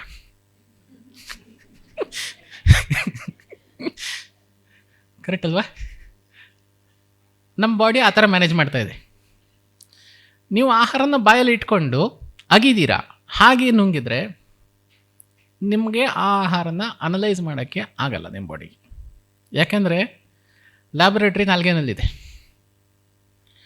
ಅದು ಅನಲೈಸ್ ಮಾಡಿ ಲಿಕ್ವಿಡ್ ಮಾಡ್ಕೊಂಡು ಆದಮೇಲೆ ನೀವು ಕಳಿಸಿದರೆ ಅದನ್ನ ಯಾವ ಥರ ಮ್ಯಾನೇಜ್ ಮಾಡಬೇಕು ಅಂತ ಚೆನ್ನಾಗಿ ಗೊತ್ತು ಅದಕ್ಕೆ. ಆ ಥರ ನೀವು ಎಷ್ಟೇ ಹಾರ್ಮ್ಫುಲ್ ಕೆಮಿಕಲ್ಸ್ ಇರೋದಿದ್ರೂ ಕೂಡ ನಿಮ್ಮ ಬಾಡಿ ಮ್ಯಾನೇಜ್ ಮಾಡಿಬಿಡುತ್ತೆ. ನೀವು ಹಾಗಾಗಿ ನುಂಗಿದ್ರೆ ಕೆಲಸಕ್ಕೆ ಹೋಗಬೇಕು ಅನ್ನೋ ಅರ್ಜೆಂಟಲ್ಲಿ ನುಂಗೋದು, ಟಿ ವಿ ಹಾಕ್ಕೊಂಡು ಪೂರ್ತಿ ಗಮನ ಟಿ ವಿ ಮೇಲೆ ಇಟ್ಕೊಂಡು ಹಾಗೆ ನುಂಗೋದು. ಊಟನ ಬಿಟ್ಟು ನೀವು ಟಿ ವಿ ಮೇಲ್ಗಡೆ ಗಮನ ಕೊಡ್ತಿದ್ದೀವಿ ಅಂದರೆ ನಿಮ್ಮ ಬಾಡಿ ಏನಂತ ಕನ್ಸಿಡರ್ ಮಾಡುತ್ತೆ ಗೊತ್ತಾ? ಟಿ ವಿ ನೋಡೋದು ಎಮರ್ಜೆನ್ಸಿ ಇರಬೇಕು ಅಂತ ಅನಿಸುತ್ತೆ. ಧಾರಾವಾಹಿ ನೋಡೋದು ಎಮರ್ಜೆನ್ಸಿನಾ? ನ್ಯೂಸ್ ನೋಡೋದು ಎಮರ್ಜೆನ್ಸಿನಾ? ಬಟ್ ನಿಮ್ಮ ಬಾಡಿ ಅದನ್ನು, ನೀವು ಊಟ ಬಿಟ್ಟು ಅದ್ರ ಮೇಲ್ಗಡೆ ಗಮನ ಕೊಡ್ತೀರಾ ಅಂದರೆ ನಿಮ್ಮ ಬಾಡಿ ಅದನ್ನು ಕನ್ಸಿಡರ್ ಮಾಡೋದು ಊಟಕ್ಕಿಂತ ಇಂಪಾರ್ಟೆಂಟ್ ಏನೋ ಅದು ಭಾಳ ಎಮರ್ಜೆನ್ಸಿ ಇರಬೇಕು ಅಂತ ಟ್ರೀಟ್ ಮಾಡುತ್ತೆ. ಇವಾಗ ನಿಮ್ಮ ದೇಹನ ನೀವು ಯಾವ ಥರ ಎಷ್ಟು ಹಾಳು ಮಾಡಿದ್ದೀರಾ ಅಂತ ಹೇಳ್ಬಿಟ್ಟು ನಿಮಗೆ ಗೊತ್ತಾಗಿದೆ ಅಂದ್ಕೊಂಡಿದ್ದೀನಿ. ಸೊ ಇನ್ನು ಮುಂದಕ್ಕೆ ನಾನು ಅಂದ್ಕೊಂಡೀಗ ಅಟ್ಲೀಸ್ಟು ನಿಮ್ಮಲ್ಲಿ ಇವತ್ತಾದರೂ ಫಾಲೋ ಮಾಡ್ತೀರಾ ಅಂತ ಅಂದ್ಕೊಂಡಿದ್ದೀನಿ.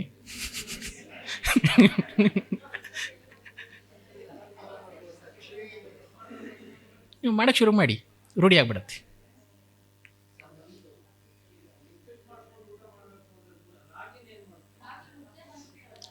ಅದು ಆಲ್ರೆಡಿ ನಿಮಗೆ ಚರ್ನ್ ಆಗೋಗಿದೆ. ನೀವು ರಾಗಿನ ಕಾಳನ್ನು ಹಾಗೆ ನುಂಗ್ತಾ ಇಲ್ಲ, ನೀವು ಅದನ್ನು ಹಿಟ್ಟು ಮಾಡಿದ್ದೀರಾ. ಹಿಟ್ಟು ಮಾಡಿದ ಮೇಲ್ಗಡೆ ಡೈಜೆಷನ್ ಪ್ರಾಬ್ಲಮ್ ಇರಲ್ಲ. ಅನ್ನ ಆದರೆ ಅದು ಹಿಟ್ಟಾಗಿಲ್ಲ, ನೀವು ಅದನ್ನು ಆಗಿಲೇಬೇಕು. ನಮ್ಮ ಹಿರಿಯರು ಅದನ್ನೆಲ್ಲ ಆಲ್ರೆಡಿ ಥಿಂಕ್ ಮಾಡಿನೇ ರಾಗಿ ಮುದ್ದೆ ಮಾಡಿದ್ದಾರೆ. ಸೊ ಅದಕ್ಕೆ ನೀವು ಅಗಿಯೋ ಅವಶ್ಯಕತೆಯೇ ಇಲ್ಲ, ಅದು ಆಲ್ರೆಡಿ ಹಿಟ್ ಆಗಿದೆ. ಸೊ ಅದಕ್ಕೆ ಡೈರೆಕ್ಟಾಗಿ ಡೈಜೆಸ್ಟಿವ್ ಜ್ಯೂಸಸ್ ಬಂದಿದ ತಕ್ಷಣಕ್ಕೆ ಅದು ಕ್ಲೀನಾಗಿ ಪೇಸ್ಟ್ ಆಗೋಗುತ್ತೆ, ಈಸಿಯಾಗಿರುತ್ತೆ, ತೊಂದರೆ ಇಲ್ಲ ಅದು. ಹೇಳಿ.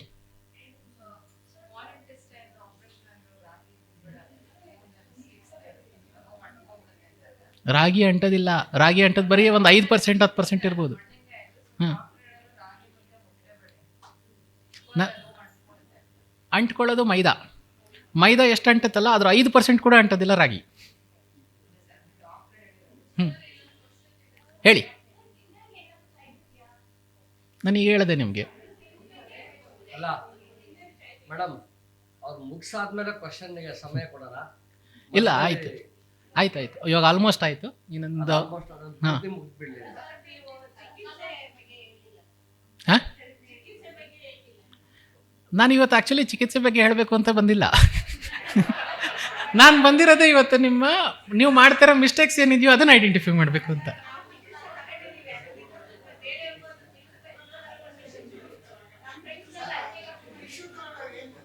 ಹಾಂ,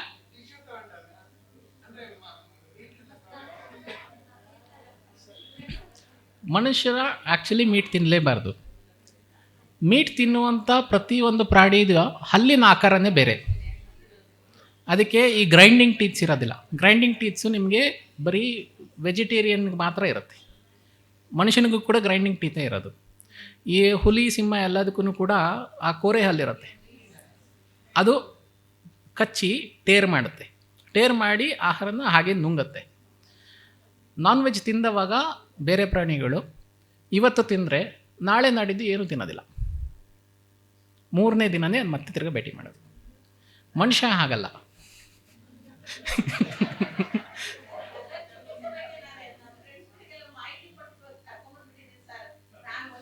ಕೊಡ್ತೀನಿ.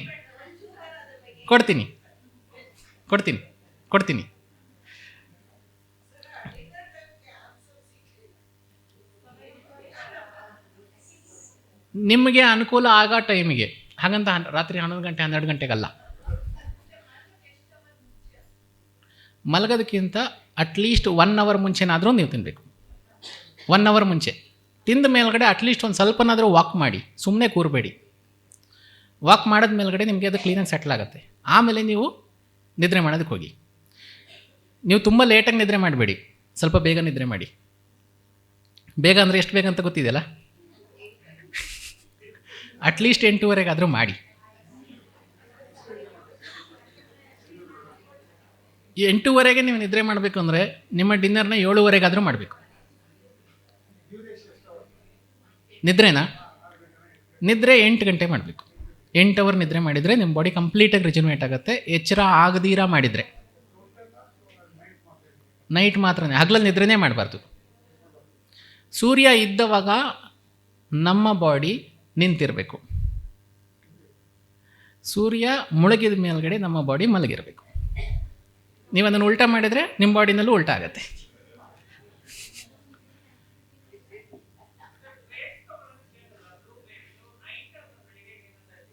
ಬೆಳಗ್ಗೆನೇ ತಗೊಳ್ಳಿ, ಚೆನ್ನಾಗಿ ಹೆಲ್ಪ್ ಮಾಡುತ್ತೆ. ಫ್ರೆಶ್ ಆಗಿ ಸಿಕ್ಕಿದವಾಗ ಫ್ರೆಶ್ಶೇ ತಗೊಳ್ಳಿ. ಫ್ರೆಶ್ ಆಗಿ ಸಿಗದೇ ಇದ್ದಾಗ ಮಾತ್ರ ಡ್ರೈ ಗ್ರೇಪ್ಸ್ ತಗೊಳ್ಳಿ. ಮತ್ತು ಎಷ್ಟು ಜನ ರೆಗ್ಯುಲರಾಗಿ ಆಪಲ್ ತಿಂತೀರಾ?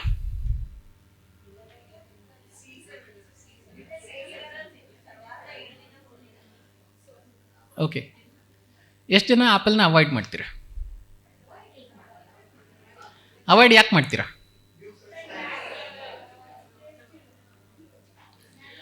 ನಮ್ಮ ಸೌತ್ ಇಂಡಿಯನ್ಸು ಆಪಲ್ ತಿನ್ನಲೇಬಾರ್ದು.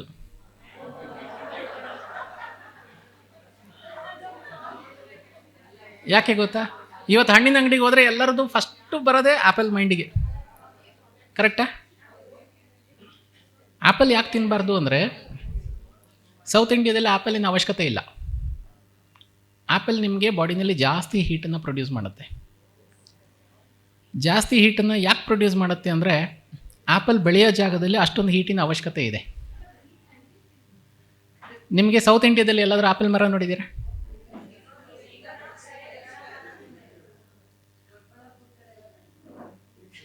ಚಾನ್ಸೇ ಇಲ್ಲ. ಅದೇ ಜೆನೆಟಿಕಲಿ ಮಾಡಿಫೈ ಮಾಡಿ ಬೆಳಿಬೋದು ಅಷ್ಟೇ, ಪ್ರಕೃತಿ ಅಂತೂ ಕೊಡೋದಿಲ್ಲ. ಪ್ರಕೃತಿ ನಿಮಗೆ ಆ್ಯಪಲ್ಲು ನ್ಯಾಚುರಲಿ ಕೊಡೋದೇ ಇಲ್ಲ. ನೀವು ಅಲ್ಲಿ ಬೆಳೆದ್ರೂ ಕೂಡ ಜೆನೆಟಿಕಲಿ ಮಾಡಿಫೈ ಮಾಡಿ ಬೆಳೀತಾರೆ ಅಷ್ಟೇ. ಊಟಿ ಕಡೆ ಇದೆ. ಊಟಿ ಟೆಂಪ್ರೇಚರ್ ಏನಾಗಿದೆ? ಹೌದು, ಒಪ್ಕೊತೀನಿ ನಾನು. ಊಟಿ ಕಡೆ ಟೆಂಪ್ರೇಚರ್ ಏನಿದೆ ಹೇಳಿ? ಹಾಂ, ಸೊ ಆ್ಯಪಲ್ಲು ನಿಮಗೆ ಪ್ರಕೃತಿನಲ್ಲಿ ಕೊಡ್ತಾ ಇರೋದು ಎಲ್ಲಿ ತುಂಬ ಕಡಿಮೆ ಟೆಂಪ್ರೇಚರಿದೆಯೋ ಅಲ್ಲಿ ಕೊಡುತ್ತೆ. ನಿಮಗೆ ತಮಿಳ್ನಾಡಲ್ಲಿ ಆ್ಯಪಲ್ ಸಿಕ್ಕಲ್ಲ, ಬೆಂಗಳೂರಲ್ಲಿ ಆ್ಯಪಲ್ ಸಿಕ್ಕಲ್ಲ. ಆದರೆ ನೀವು ಇವಾಗ ಒಂದು ಆ್ಯಪಲ್ ಮರ ನಾರ್ತ್ ಇಂಡಿಯಾದಲ್ಲಿ ಬೆಳೆದಾಗ ಅಲ್ಲಿನ ಪ್ರಕೃತಿನ ಸ್ಟಡಿ ಮಾಡಿ, ಅಲ್ಲಿನ ಪ್ರಕೃತಿ ತಕ್ಕಂಗೆ ಅಲ್ಲಿನ ರಿಕ್ವೈರ್ಮೆಂಟ್ ಏನಿದೆಯೋ ಅದರ ಬೇಸ್ ಮೇಲ್ಗಡೆ ನಿಮಗೆ ಆ್ಯಪಲ್ ಕೊಡುತ್ತೆ. ಅಲ್ಲಿರೋರು ತಿಂದರೆ ಅದರ ರಿಕ್ವೈರ್ಮೆಂಟ್ ಅಲ್ಲಿರೋ ಜನಕ್ಕಿರುತ್ತೆ, ಅದು ಅಲ್ಲಿಂದ ಫುಲ್ಫಿಲ್ ಮಾಡುತ್ತೆ. ನೀವು ಅಲ್ಲಿಂದ ಇಲ್ಲಿಗೆ ಇಂಪೋರ್ಟ್ ಮಾಡಿ ತಿಂದರೆ ಇಲ್ಲಿನ ಪ್ರಕೃತಿಗೆ ನಿಮಗೆ ಆ್ಯಪಲಿನ ಅವಶ್ಯಕತೆ ಇರಲ್ಲ.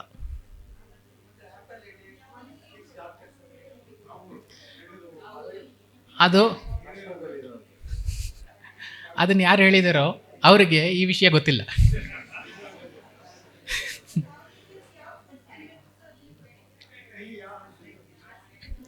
ಸೌತ್ ಇಂಡಿಯನ್ಸು ಯಾವ ಫುಡ್ ತಿನ್ನಬೇಕು ಅನ್ನೋ ಪ್ರಶ್ನೆನ ನಿಮ್ಮದು. ಜನರಲೈಸಾಗಿ ಹೇಳೋದಕ್ಕಾಗಲ್ಲ. ನಿಮ್ಮ ಬಾಡಿಯ ರಿಕ್ವೈರ್ಮೆಂಟ್ ಏನಿದೆಯೋ ಅದ್ರ ಬೇಸ್ ಮೇಲ್ಗಡೆ ಡಿಪೆಂಡ್ ಆಗುತ್ತೆ. ಯಾಕೆಂದರೆ ಪ್ರತಿಯೊಬ್ಬರ ನ್ಯೂಟ್ರಿಷನ್ ಡೆಫಿಷಿಯನ್ಸೀಸು ಬೇರೆ ಬೇರೆ ಆಗುತ್ತೆ. ನಿಮಗೆ ನಿಮ್ಮ ಬಾಡಿನೇ ಹೇಳುತ್ತೆ. ಕೆಲವರಿಗೆ ಅನ್ನ ಇಷ್ಟ ಆಗುತ್ತೆ, ಕೆಲವರಿಗೆ ರಾಗಿ ಇಷ್ಟ ಆಗುತ್ತೆ, ಕೆಲವರಿಗೆ ಚಪಾತಿ ಇಷ್ಟ ಆಗುತ್ತೆ, ಕೆಲವರಿಗೆ ಮಿಲೆಟ್ಸ್ ಇಷ್ಟ ಆಗುತ್ತೆ, ಇನ್ನು ಕೆಲವರಿಗೆ ಪರಂಗಿ ಹಣ್ಣು ಇಷ್ಟ ಆಗುತ್ತೆ, ಇನ್ನು ಕೆಲವರಿಗೆ ಪಪಾಯ ಇಷ್ಟ ಆಗುತ್ತೆ. ಎರಡು ವ್ಯತ್ಯಾಸ ಇದೆ. ಪರಂಗಿ ಪಪಾಯ ಎರಡು ಬೇರೆದು. ಆ್ಯಕ್ಚುಲಿ ಯಾರಾದರೂ ಉಡುಪಿ ಮಂಗಳೂರು ಕಡೆ ಇದ್ದೀರಾ? ನಿಮಗೆ ಗೊತ್ತಿರುತ್ತೆ ಅಂದ್ಕೊಳ್ತೀನಿ.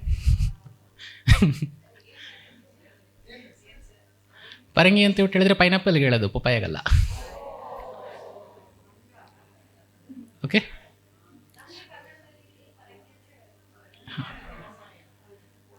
ಸರಿ. ಹಾಂ, ಒಂದೊಂದು ರೀಜನಲ್ಲಿ ಒಂದೊಂದು ಥರ ಹೇಳ್ತಾರೆ. ಇವಾಗ ಅದರ ನೇಮ್ ಬಗ್ಗೆ ಬೇಡ, ಕಾನ್ಸೆಪ್ಟ್ ಬಗ್ಗೆ ಹೋಗೋಣ.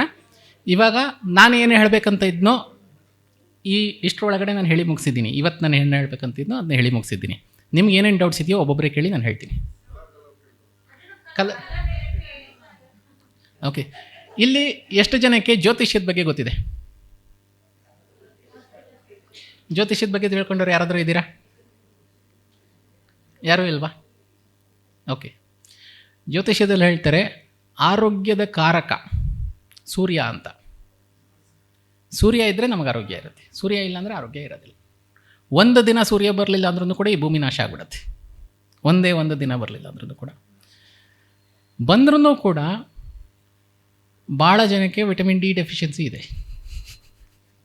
ರೆಗ್ಯುಲರ್ಗೆ ಪ್ರತಿದಿನ ಒಂದು ದಿನವೂ ರಜೆ ಹಾಕದಿರ ಮಿಸ್ ಮಾಡದಿರೋ ಬಂದ್ರೂ ಕೂಡ ನಮ್ಮಲ್ಲಿ ಇಷ್ಟೊಂದು ಜನಕ್ಕೆ ವಿಟಮಿನ್ ಡಿ ಡೆಫಿಷಿಯನ್ಸಿ ಇದೆ. ಕರೆಕ್ಟ್ ಅಲ್ವಾ? ಸೂರ್ಯನಿಂದ ವೈಟ್ ಲೈಟ್ ಬರುತ್ತೆ. ಸೂರ್ಯನಿಂದ ವೈಟ್ ಲೈಟ್ ಬಂದು ಆ ವೈಟ್ ಲೈಟು 7 ಬಣ್ಣಕ್ಕೆ ಸ್ಪ್ಲಿಟ್ ಆಗುತ್ತೆ. ಹಾಂ, ಕಾಮನ ಬಿಲ್ಲಿಂದ 7 ಬಣ್ಣಗಳು ಸ್ಪ್ಲಿಟ್ ಆಗುತ್ತೆ. ಆ 7 ಬಣ್ಣಕ್ಕೆ ನಮ್ಮ ಬಾಡಿನಲ್ಲಿ 7 ಚಕ್ರಗಳಿದೆ. ಯಾವ ಬಣ್ಣದ ಡೆಫಿಷಿಯನ್ಸಿ ನಮ್ಮ ಬಾಡಿನಲ್ಲಿ ಬರುತ್ತೋ ಆ ಚಕ್ರಕ್ಕೆ ಸಂಬಂಧಪಟ್ಟಿರೋ ತೊಂದರೆಗಳು ನಮ್ಮ ಬಾಡಿನಲ್ಲಿರುತ್ತೆ. ಇವಾಗ ಬಣ್ಣ ಚಿಕಿತ್ಸೆಯಲ್ಲಿ ನಾನು ಆ 7 ಬಣ್ಣನ ಯೂಸ್ ಮಾಡ್ತೀನಿ, ಪ್ಲಸ್ ಇನ್ನೂ 2 ಬಣ್ಣ ಎಕ್ಸ್ಟ್ರಾ ಯೂಸ್ ಮಾಡ್ತೀನಿ. 7 ಬಣ್ಣ ಈಕ್ವಲಾಗಿ ಮಿಕ್ಸ್ ಆದರೆ ವೈಟ್ ಆಗುತ್ತೆ, ಆ ಈಕ್ವಲಾಗಿ ಮಿಕ್ಸ್ ಆಗದೆ ಹೋದರೆ ಬ್ಲ್ಯಾಕ್ ಆಗುತ್ತೆ. ಸೊ ಎಲ್ಲ ಒಟ್ಟಿಗೆ 9 ಬಣ್ಣ ಉಪಯೋಗಿಸ್ತೀವಿ. ನಿಮ್ಮ ಬಾಡಿನಲ್ಲಿ ಯಾವ್ಯಾವ ಚಕ್ರದಲ್ಲಿ ಯಾವ್ಯಾವ ಥರ ಹಾಳಾಗಿದೆಯೋ ಅದರ ಬೇಸ್ ಮೇಲ್ಗಡೆ ಅದಕ್ಕೆ ತಕ್ಕಂಗೆ ನಾನು ಬಣ್ಣ ಚಿಕಿತ್ಸೆ ಕೊಡ್ತೀವಿ. ನೀವು ನನ್ನ ಕ್ಲಿನಿಕ್ಕಿಗೆ ಯಾವಾಗ ಬರ್ತೀರೋ ಅವಾಗ ನಿಮ್ಗೆ ಯಾವ ಕಾಯಿಲೆ ಇದೆಯೋ ಅದು ಎಷ್ಟು ಇಂಟೆನ್ಸ್ ಆಗಿದೆಯೋ. ಇವಾಗ ಜ್ವರ ಬಂದವರಿಗೆ, ಕ್ಯಾನ್ಸರ್ ಬಂದವರಿಗೆ ವ್ಯತ್ಯಾಸ ಇರುತ್ತೆ. ಹಾಂ, ಕ್ಯೂರೇಬಲು ನಿಮ್ಮ ಕೋಆಪ್ರೇಷನ್ ಇದ್ದರೆ. ಹೇಳಿದಷ್ಟು ಸುಲಭ ಅಲ್ಲ. ಡಯಾಬಿಟಿಸ್ ಕ್ಯೂರಬಲ್ಲೇ, ಹಾಂ, ಆದರೆ ನಿಮ್ಮ ಕೋಆಪ್ರೇಷನ್ ಇದ್ದರೆ ಮಾತ್ರ. ನೀವು ನಾನು ಹೇಳಿರೋದನ್ನ ಅಷ್ಟು ಫಾಲೋ ಮಾಡಬೇಕಾಗುತ್ತೆ. 1 ವರ್ಷ ಕ್ಯೂರ್ ಆಗುತ್ತೆ, ತೊಂದರೆ ಇಲ್ಲ. ನೆಕ್ಸ್ಟ್ ಬಿ ಪಿ ಕೇಳ್ತೀರಾ? ಎಷ್ಟು ಜನದ ಮನೆಯಲ್ಲಿ ಕುಕ್ಕರಲ್ಲಿ ಅಡುಗೆ ಮಾಡ್ತಾಯಿದ್ದೀರಾ. ಆಯುರ್ವೇದ ಏನು ಹೇಳುತ್ತೆ ಗೊತ್ತಾ? ನೀವು ತಿನ್ನೋ ಆಹಾರ ಯಾವ ಥರದ್ದು ನೀವು ಅದೇ ಥರ ಆಗ್ತೀರಾ ಅಂತ. ನೀವು ತಿನ್ನೋದೆಲ್ಲ ಪ್ರೆಷರಲ್ಲಾಗಿ ನಿಮಗೆ ಪ್ರೆಷರ್ ಬರಬಾರ್ದು ಅಂದರೆ ಇದು ಸಾಧ್ಯನಾ? ನೀವು ತಿನ್ನೋದೆಲ್ಲ ಪ್ರೆಷರಲ್ಲೇ ಆಗೋದು, ನಿಮಗೆ ಪ್ರೆಷರ್ ಬರಬಾರ್ದು. ಬ್ಲಡ್ ಪ್ರೆಷರ್ಗೆ ಮೇಜರ್ ರೀಸನ್ ನೀವು ಯೂಸ್ ಮಾಡ್ತೀರೋ ಕುಕ್ಕರ್. ಒಂದು. ಎರಡನೇದು, ನೀವು ತೊಗೊತೀರ ಪೇನ್ ಕಿಲ್ಲರ್ಸ್. ಮೂರನೇದು, ನೀವು ಯೂರಿನ್ ಹೋಲ್ಡ್ ಮಾಡ್ತಾ ಇರೋದು. ನಾಲ್ಕನೇದು, ನೀವು ಜಾಸ್ತಿ ರಾತ್ರಿ ನೀರು ಕುಡಿತಾ ಇರೋದು. ಕುಡಿತಾ ಇರೋದು ರಾತ್ರಿ ಕುಡಿಬಾರ್ದು. 6 ಗಂಟೆ ಮೇಲ್ಗಡೆ ನೀವು ನೀರು ಕುಡಿಯೋದನ್ನ ಕಡಿಮೆ ಮಾಡಿ, ಬೆಳಗ್ಗೆ ಜಾಸ್ತಿ ಮಾಡಿ. ಊಟ ಮಾಡಿದ ಮೇಲೆ ಊಟ ಮಾಡಬೇಕಾದ್ರೆ ನೀರು ಕುಡೀರಿ, ಊಟ ಮಾಡಿದ್ಮೇಲೆ ನೀರು ಕುಡಿಬೇಡಿ.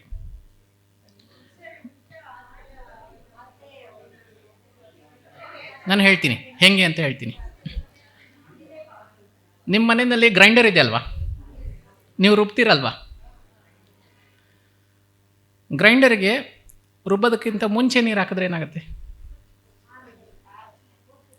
ರುಬ್ಬಿದ ಮೇಲ್ಗಡೆ ನೀರು ಹಾಕಿದ್ರೆ ಏನಾಗುತ್ತೆ? ರುಬ್ಬಬೇಕಾದ್ರೆ ನೀರು ಹಾಕಿದ್ರೆ ನಿಮ್ಮ ಸ್ಟಮಕ್ನಲ್ಲೂ ನೀವು ತೊಗೊಂಡಿರೋದು ಎಲ್ಲ ಆಹಾರನೂ ರುಬ್ಬೋದೇನೆ ಕೆಲಸ. ಮುಂಚೆ ನೀರು ಕೊಡಿದ್ರೆ ಗ್ರೈಂಡರ್ಗೆ ಮುಂಚೆ ಹಾಕಿದ್ರೆ ಹೆಂಗಾಗುತ್ತೋ ಹಾಗೆ ಆಗುತ್ತೆ. ರುಬ್ಬಬೇಕಾದ್ರೆ ನೀರು ಹಾಕಿದ್ರೆ ಕರೆಕ್ಟಾಗಿ ಆಗುತ್ತೆ. ರುಬ್ಬಿ ಎಲ್ಲ ಆದಮೇಲ್ಗಡೆ ನೀರು ಕುಡಿದ್ರೆ ಸೊ ಹಾಗೆ ಆಗುತ್ತೆ. ಅದಕ್ಕೆ ನೀರು ಕುಡಿಯೋದನ್ನ ನೀವು ಆಹಾರ ತೊಗೊಬೇಕಾದ್ರೆ ನೀರು ಕುಡೀರಿ, ಆಹಾರ ಮುಗಿದ ಮೇಲ್ಗಡೆ ನೀರು ಕುಡಿಬೇಡಿ.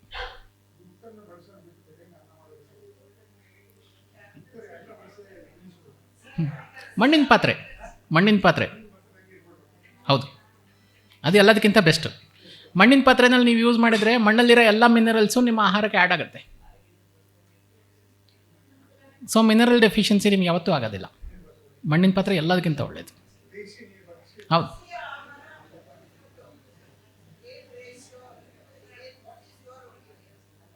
ಅರ್ಥ ಆಗಲಿಲ್ಲ.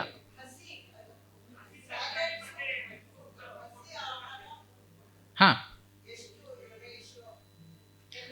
ರೇಷಿಯೋ ಅನ್ನೋದಕ್ಕಿಂತ ಹಸಿ ಆಹಾರನ ನೀವು ಸಪ್ರೇಟಾಗಿ ತೊಗೊಳ್ಳಿ, ಬೇಯಿಸಿರೋ ಆಹಾರನ ಸಪ್ರೇಟಾಗಿ ತೊಗೊಳ್ಳಿ. ಎರಡು ಒಟ್ಟಿಗೆ ಮಿಕ್ಸ್ ಮಾಡಬೇಡಿ. ಯಾಕೆಂದರೆ ಹಸಿ ಆಹಾರಕ್ಕೆ ಬೇಕಾಗಿರೋ ಆ್ಯಸಿಡಿನ್ ಪೊಟೆನ್ಸಿ ಬೇರೆದು, ಬೇಯಿಸಿರೋ ಆಹಾರಕ್ಕೆ ಬೇಕಾಗಿರೋ ಆ್ಯಸಿಡಿನ್ ಪೊಟೆನ್ಸಿ ಬೇರೆದು. ನೀವು ಎರಡನ್ನೂ ಮಿಕ್ಸ್ ಮಾಡಿದವಾಗ ನಿಮ್ಮ ಬಾಡಿನ ಕನ್ಫ್ಯೂಸ್ ಮಾಡ್ತಾಯಿದ್ದೀರಾ. ಎರಡು ಒಟ್ಟಿಗೆ ಮಿಕ್ಸ್ ಮಾಡಬೇಡಿ. ಹೇಳಿ. ಸ್ವಲ್ಪ ಇದ್ದರೆ ತೊಂದರೆ ಇಲ್ಲ, ತುಂಬ ಜಾಸ್ತಿ ತೊಗೊಂಡ್ರೆ ತೊಂದರೆ ಆಗುತ್ತೆ, ಜೀರ್ಣದ ಸಮಸ್ಯೆ ಬರುತ್ತೆ.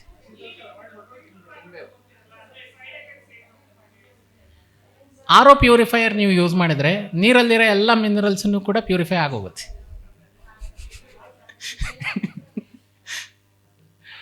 ಆಗಿನ ಕಾಲದಿಂದ ಇವಾಗ ನೋಡಿ, ನೀವು ನೀರು ಕುಡಿತೀರ ಮನೆಯಲ್ಲಿ. ಇವಾಗ ಆರ್ ಒ ಪ್ಯೂರಿಫೈ ಬರೋದಕ್ಕಿಂತ ಮುಂಚೆ ಅವಾಗಲೂ ನೀರು ಕುಡಿತಾ ಇದ್ರಿ. ನಿಮ್ಗೇನಾದ್ರು ಜಾಸ್ತಿ ಸಮಸ್ಯೆ ಆಗ್ತಾ ಇತ್ತಾ? ಆಗ್ತಾ ಇರಲಿಲ್ಲ. ಆದರೂ ಆರ್ ಒ ಪ್ಯೂರಿಫೈ ತೊಗೊಂಬಂದಿಟ್ಕೊಂಡ್ರಿ ನೀವು ಮನೆಯಲ್ಲಿ.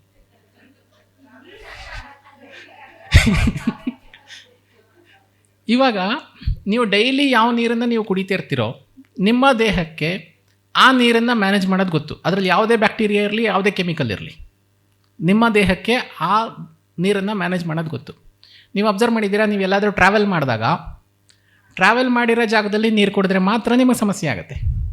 ಅದು ಯಾರಿಗಾಗುತ್ತೆ? ಯಾರು ಟ್ರಾವೆಲ್ ಮಾಡಿರ್ತೀರೋ ಅವ್ರಿಗೆ ಮಾತ್ರ ಆಗುತ್ತೆ. ಕರೆಕ್ಟಾ? ನೀವು ಎಲ್ಲಿ ಹೋಗಿ ನೀರು ಕುಡಿತೀರೋ ಅದೇ ಜಾಗದಲ್ಲಿ ಅಲ್ಲಿರೋ ಲೋಕಲ್ನವರು ಡೈಲಿ ಅದೇ ನೀರನ್ನೇ ಅವ್ರು ಕುಡಿತಾ ಇರ್ತಾರೆ, ಅವ್ರಿಗೆ ಸಮಸ್ಯೆ ಆಗಲ್ಲ. ಡಿಫ್ರೆನ್ಸ್ ಏನು ಗೊತ್ತಾ? ನೀವು ಡೈಲಿ ಕುಡಿಯೋ ನೀರನ್ನು ಯಾವ ಥರ ಮ್ಯಾನೇಜ್ ಮಾಡಬೇಕು ಅಂತ ನಿಮ್ಮ ದೇಹಕ್ಕೆ ಗೊತ್ತು. ನೀವು ಹೊಸ ನೀರನ್ನು ಕುಡಿದವಾಗ ಅದು ನಿಮ್ಮ ದೇಹಕ್ಕೆ ಗೊತ್ತಿರೋದಿಲ್ಲ. ನೀವು ಬೇರೆ ಕಡೆ ಟ್ರಾವೆಲ್ ಮಾಡಿದವಾಗ ಅಲ್ಲಿನ ಟ್ಯಾಪ್ ವಾಟರ್ ತೊಗೊಂಡು ಒಂದು 15 ನಿಮಿಷ ಬಾಯಿ ಮುಕ್ಕಳಿಸಿ, ಆಮೇಲೆ ಹೋಗಿರಿ. ಅದ್ರ ಮೇಲ್ಗಡೆ ನೀವು ಅಲ್ಲಿ ನೀರಲ್ಲಿ ಏನಾದರೂ ಕುಡೀರಿ, ಏನೂ ಸಮಸ್ಯೆ ಆಗಲ್ಲ. ಯಾಕೆಂದರೆ ನಿಮ್ಮ ಬಾಡಿ ಅಲ್ಲಿನ ನೀರನ್ನು ಅರ್ಥ ಮಾಡ್ಕೊಳ್ಳುತ್ತೆ. ಆವಾಗ ಯಾವುದೇ ರೀತಿ ತೊಂದರೆ ಇರೋಲ್ಲ. ಬಿಸಿನೀರು ಯಾಕೆ ಕುಡಿಬೇಕು ನಿಮಗೆ? ಯಾವಾಗ ಒಂದು ಸತಿ ಕುಡಿದ್ರೆ ಬಿಸಿನೀರು ತೊಂದರೆ ಇಲ್ಲ. ಡೈಲಿ ನೀವು ಬಿಸಿನೀರು ಕುಡಿಯೋದನ್ನೇ ಅಭ್ಯಾಸ ಮಾಡಿಕೊಂಡ್ರೆ ನಿಮ್ಮ ಬಾಡಿ ಟೆಂಪರೇಚರ್ನ ಜಾಸ್ತಿ ಮಾಡ್ತಿದ್ದೀರಾ. ಬಾಡಿ ಟೆಂಪರೇಚರ್ನ ಜಾಸ್ತಿ ಮಾಡಿಕೊಂಡ್ರೆ ಅದನ್ನು ನ್ಯೂಟ್ರಲ್ ಮಾಡೋದು ಇನ್ನೊಂದು ಸಮಸ್ಯೆ ಇದಕ್ಕೆ ನಿಮ್ಮ ಬಾಡಿಗೆ. ಇದು ಎಕ್ಸ್ಟ್ರಾ ಎಫರ್ಟ್.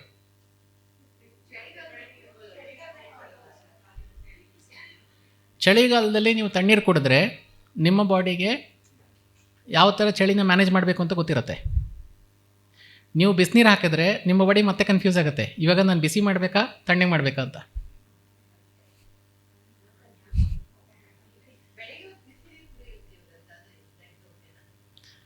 ಬೆಳಗ್ಗೆ ಹೊತ್ತು ನೀರು ಕುಡಿಯೋದು ಓಕೆ, ಬಿಸಿ ನೀರು ಓಕೆ ಅಲ್ಲ, ಬೇಕಾಗಿಲ್ಲ, ಹಾಗೆ ಕುಡೀರಿ, ತೊಂದರೆ ಇಲ್ಲ.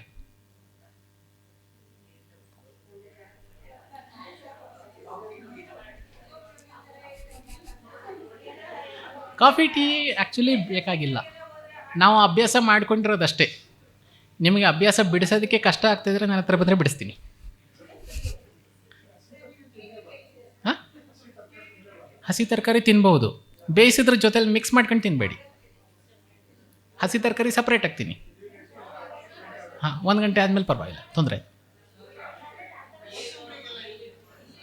ಕ್ವಾಂಟಿಟಿ ಕಡಿಮೆ ಇರುತ್ತೆ, ಮ್ಯಾನೇಜ್ ಮಾಡ್ಬೋದು. ಜಾಸ್ತಿ ಕ್ವಾಂಟಿಟಿ ತೊಗೊಂಡಾಗ ಸಮಸ್ಯೆ ಆಗುತ್ತೆ, ತೊಂದರೆ ಇಲ್ಲ.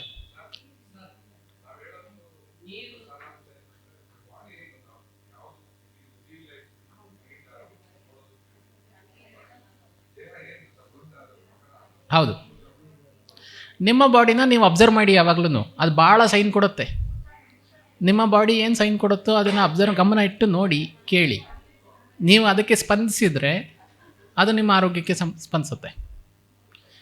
ನೀವು ಸೋಷಿಯಲ್ ಮೀಡಿಯಾನಲ್ಲಿ ನೋಡಿರೋದು, ಇನ್ಸ್ಟಾಗ್ರಾಮಲ್ಲಿ ನೋಡಿರೋದು, ಇದನ್ನೆಲ್ಲ ಇಂಪ್ಲಿಮೆಂಟ್ ಮಾಡೋದಕ್ಕೆ ಹೋದರೆ ನಿಮ್ಮ ಬಾಡಿದು ಭಾಳ ಸಮಸ್ಯೆ ಆಗುತ್ತೆ. ಹೇಳಿ. ಹಾಂ, ಇದನ್ನು ನೀವು ನಾರ್ತ್ ಇಂಡಿಯಾದಲ್ಲಿದ್ದರೆ ಓಕೆ, ಅಥವಾ ನೀವು ಶಿಮ್ಲಾ, ಅಂಟಾರ್ಟಿಕಾ, ಇರಾನ್ ಈ ಜಾಗದಲ್ಲಿದ್ದರೆ ನೀವು ಹೇಳೋದು ಸರಿ. ಸೌತ್ ಇಂಡಿಯನ್ಸ್ಗಲ್ಲ. ಹ್ಞೂ ಹ್ಞೂ ಹ್ಞೂ ಹೌದು ಹೌದು ಹೌದು, ಹೇಳಲೇ ಇಲ್ಲ. ಮತ್ತು apple A day keeps doctor away ಅಂತ ಎಲ್ಲಿ ಹೇಳಿದ್ದಾರೆ ಅಂದರೆ, ಏನಕ್ಕೆ ಹೇಳಿದ್ದಾರೆ ಅಂದರೆ, ಆ್ಯಪಲ್ ನಿಮಗೆ ಆ ಹೀಟನ್ನು ಪ್ರೊಡ್ಯೂಸ್ ಮಾಡುತ್ತೆ, ಅಲ್ಲಿರೋರಿಗೆ ಆ ಹೀಟಿನ ರಿಕ್ವೈರ್ಮೆಂಟ್ ಇದೆ. ಹೌದು ಹೌದು, ನಮ್ಮ ಸೌತ್ ಇಂಡಿಯನ್ಸ್ಗೆ ಆ್ಯಪಲ್ ಅಲ್ಲ. ಬನಾನಾ ತೊಗೊಳ್ಳಿ, ನಿಮಗೆ ಅದು ಇಷ್ಟ ಆದರೆ.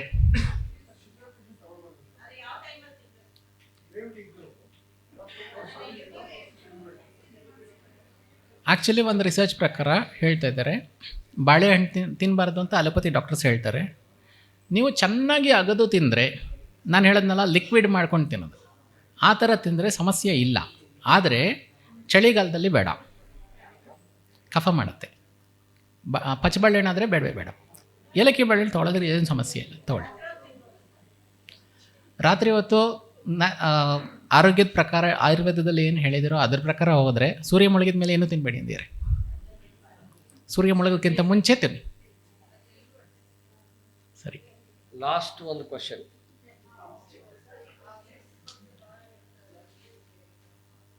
ಮೇಡಮ್ ಜೋರಾಗಿ ಹೇಳಿ.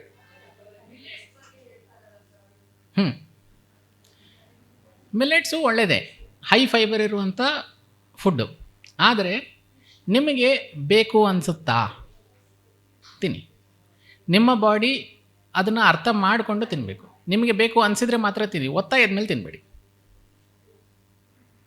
ಇವಾಗ ಸೋಷಿಯಲ್ ಮೀಡಿಯಾನಲ್ಲಿ ನೋಡಿ ಮಿಲೆಟ್ಸ್ ತುಂಬ ಒಳ್ಳೆಯದು ಅಂತ ಮೆನ್ಷನ್ ಮಾಡಿದ್ದಾರೆ ಅನ್ನೋ ಕಾರಣಕ್ಕೋಸ್ಕರ ನಿಮ್ಗೆ ಇಷ್ಟ ಇಲ್ಲದೆ ಇದ್ರೂ ಒತ್ತಾಯ ಮಾಡಿ ತಿಂದರೆ ಮಿಲೆಟ್ಸಲ್ಲಿರೋ ಎಲ್ಲ ನ್ಯೂಟ್ರಿಷನ್ನು ನೀವು ವೇಸ್ಟ್ ಮಾಡ್ತಿರ್ತೀರಿ.